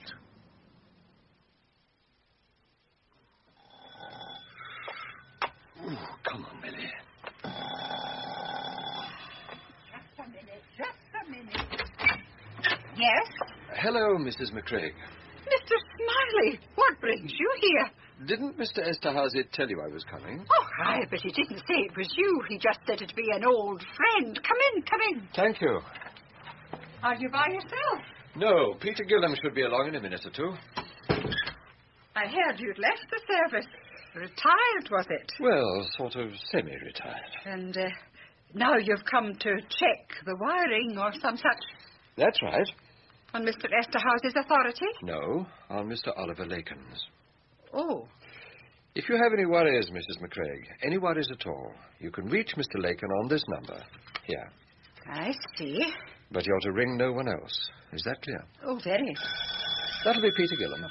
I'll go and let him in. Aha, here's him. Hello, Millie, my love. Long time no see. Oh, George. Oh, all right. Not a sniff. Good. Now, Mrs. McCraig, Perhaps you could explain the setup here to us. Well, there isn't one, really. All the meetings are held on the ground floor drawing room. And where are the microphones? One on each wall, embedded in the wallpaper. Voice activated? Of course. And the tape recorders, where are they? In the attic. So you have to go up to the attic to man the equipment every time there's a meeting? No, they turn it on themselves. How? There's a switch in the drawing room. Show me. If you wouldn't mind, Mrs. McCraig. Well, in here, then. Incidentally, what are your safety procedures here? 2 full milk bottles on the front step, and all's well. No milk bottles keep out. There's the switch. Double. The right-hand one is for the light, and the left is for the recorder. So the moment you put the switch down, you're live. That's it. We'll soon fix that. Here. What's he up to? I'm just reversing the switch. But he's not to do that. Tell him to stop at once. You have Oliver Lakeham's number, Mrs. McCraig. Aye, and I'm away to speak with him now. This is outrageous, absolutely outrageous. Poor Millie. If only she knew the truth, her blood would turn to ice. Yeah, I thought he did years ago. There. It's too simple, really. Just put the switch back upside down and, hey, presto. And they think it's on, it'll be off, and vice versa. When you've finished here, we'd better test it, just to make sure. What's the time? 5:30, little after. Then it's 6:30 in Paris. Don't worry. Ricky knows what he has to do.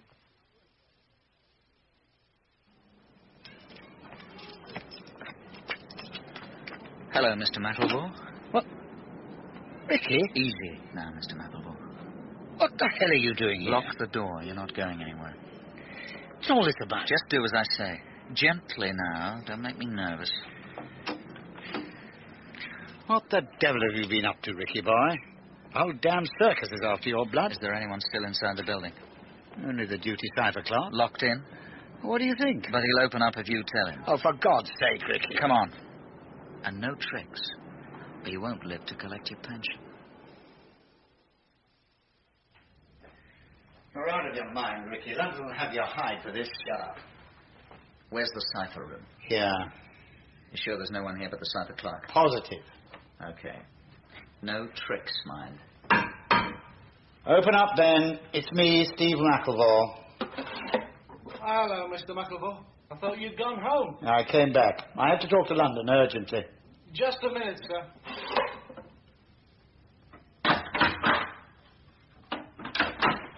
Excuse me. Who are you? It's all right, Ben. This gentleman's an old friend. One of my more distinguished contacts. Yes, sir. Leave the books where they are, Ben. Put the keys in the machine, then you can go. Buzz off home. Thank you, sir. Ben stays, okay? But Mr. McElvore said I could go. Don't argue with him, Ben. He's got a gun. Huh? You can put your hands down, Ben. We're all friends here. Thank you. All we're going to do is code up a simple little message for London. Aren't we, Mr. McElvore? If you say so. I do. And I also say we're going to keep our hands where I can see them. I might get very twitchy if someone makes a sudden move. What time do you make it now, Peter? Exactly 3 minutes later than the last time you asked. Oh, I'm sorry. That's all right. I always find this the most difficult time, waiting. I'll get it, George. Yes? Tilsilsky. We're just leaving. Good. You're at 5 Lock Gardens, right? Right. It's a cul-de-sac. Great. So keep well clear. Don't worry. I'll call you when we're in position, okay? Fine. Nick Tilsilsky. They're just leaving. Who's he got with him? The best I could lay hands on at short notice. Nick, Casper, Jeff Hatton. Good. So it's all down to Ricky Tarr now. Just hope he hasn't hit any snags. Stop worrying, George. Something should be happening by now. It probably is. Now what? George, for God's sake, come away from that window. What are you looking for? I don't know. I've just got this feeling. Oh, that's nerves. Yes, you're probably right. Perhaps we should check with Mendel and make sure the line's open. He said he'd ring us. Yes, I know. Where exactly is he, anyway? An apartment right opposite the circus. Very convenient. How did he come by that, I wonder? I shudder to think. The special brands seem to inhabit a sort of demi-monde of their own. You can say that again. Ah. Hello? Things are beginning to happen. One's just clocked in. Who? It looks like Adeline. How did he seem? Agitated. I'm not surprised. Oh, hang on. There's a car just turned up. Oh, no. It's just came past. What sort of car? No. He stopped. It's an old Rover. Silver grey. That'll be Roy Bland. I've got the glasses on him now. Heavy set, ginger hair. That's him. One to come then. The Bill's always late. Is he? I'll tell you what, keep the line open. I'll give you a shout when something happens, right? Thank you. Well, Peter, the vultures are gathering. What will they do now? If Hong Kong's anything to go by, they'll try to stall Ricky, keep him pinned down in the residency. Yes, they've got a bearing on him at last. And that's what we're banking on, Peter. The mole's got to alert Moscow, urgently. Hello? Sorry, Mendel. The cab's just pulled up outside the circus. Yeah. Yep, it looks like your third man's arrived. The gang's all here. Thank you.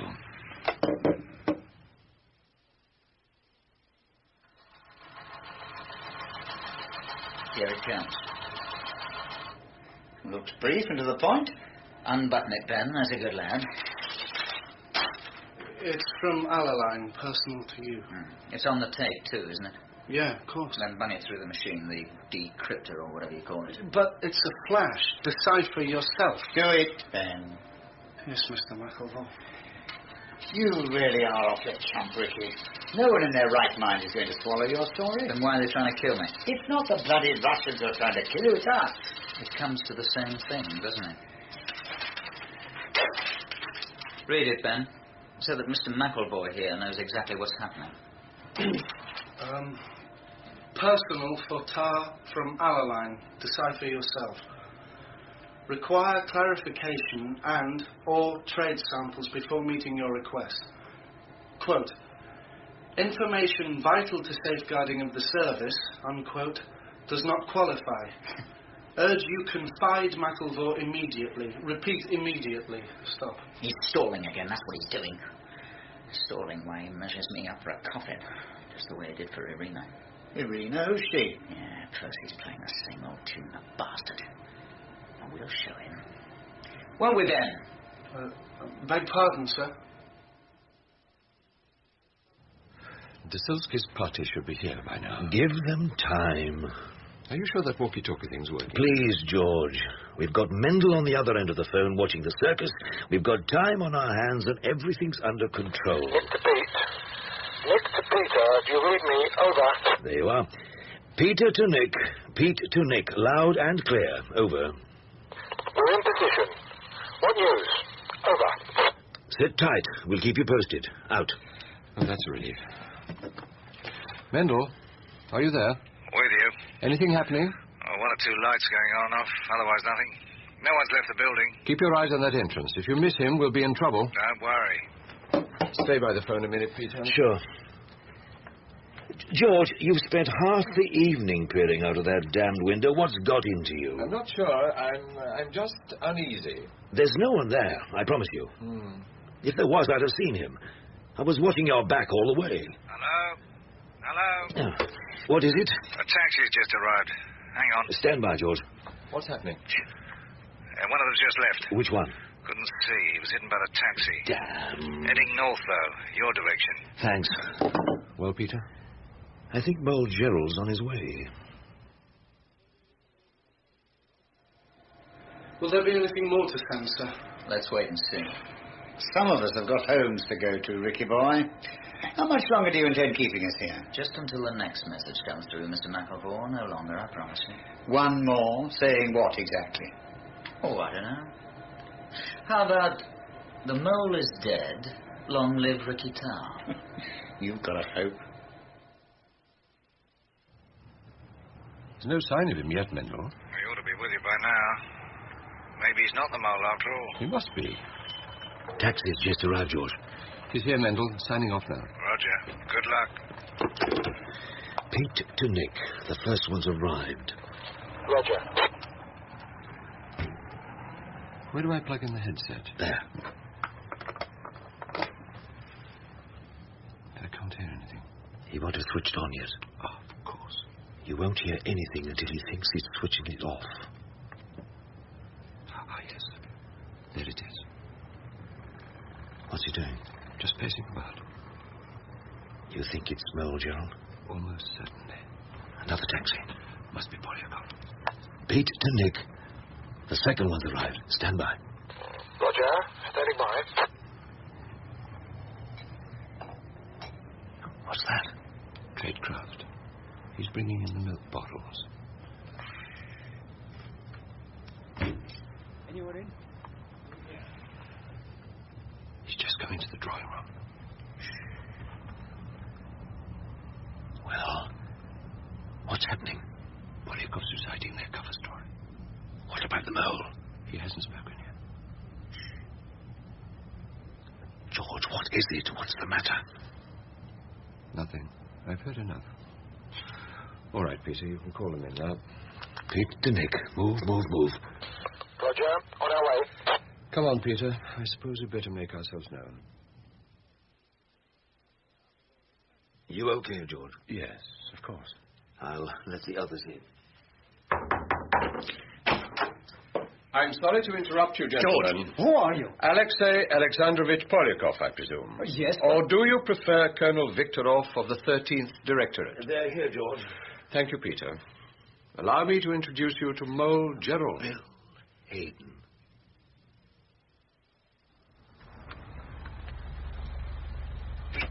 Right this way, Colonel. Who's you? Take your hands off me. I protested violation of I'm diplomatic sorry, status. Colonel Viktorov, but the diplomatic status is accorded to Councillor Polyakov. I am Prideaux, I tell you. Let me go, miss. In you get. Where are you taking me? To the funny farm, where else? I protest. I wish to speak with Soviet ambassador. It will be... Okay, take him away. 6 to 4. He'll be back in Moscow within 48 hours. And Bill Hayden? They'd hang him if I had my way. They won't, though. They never do. No.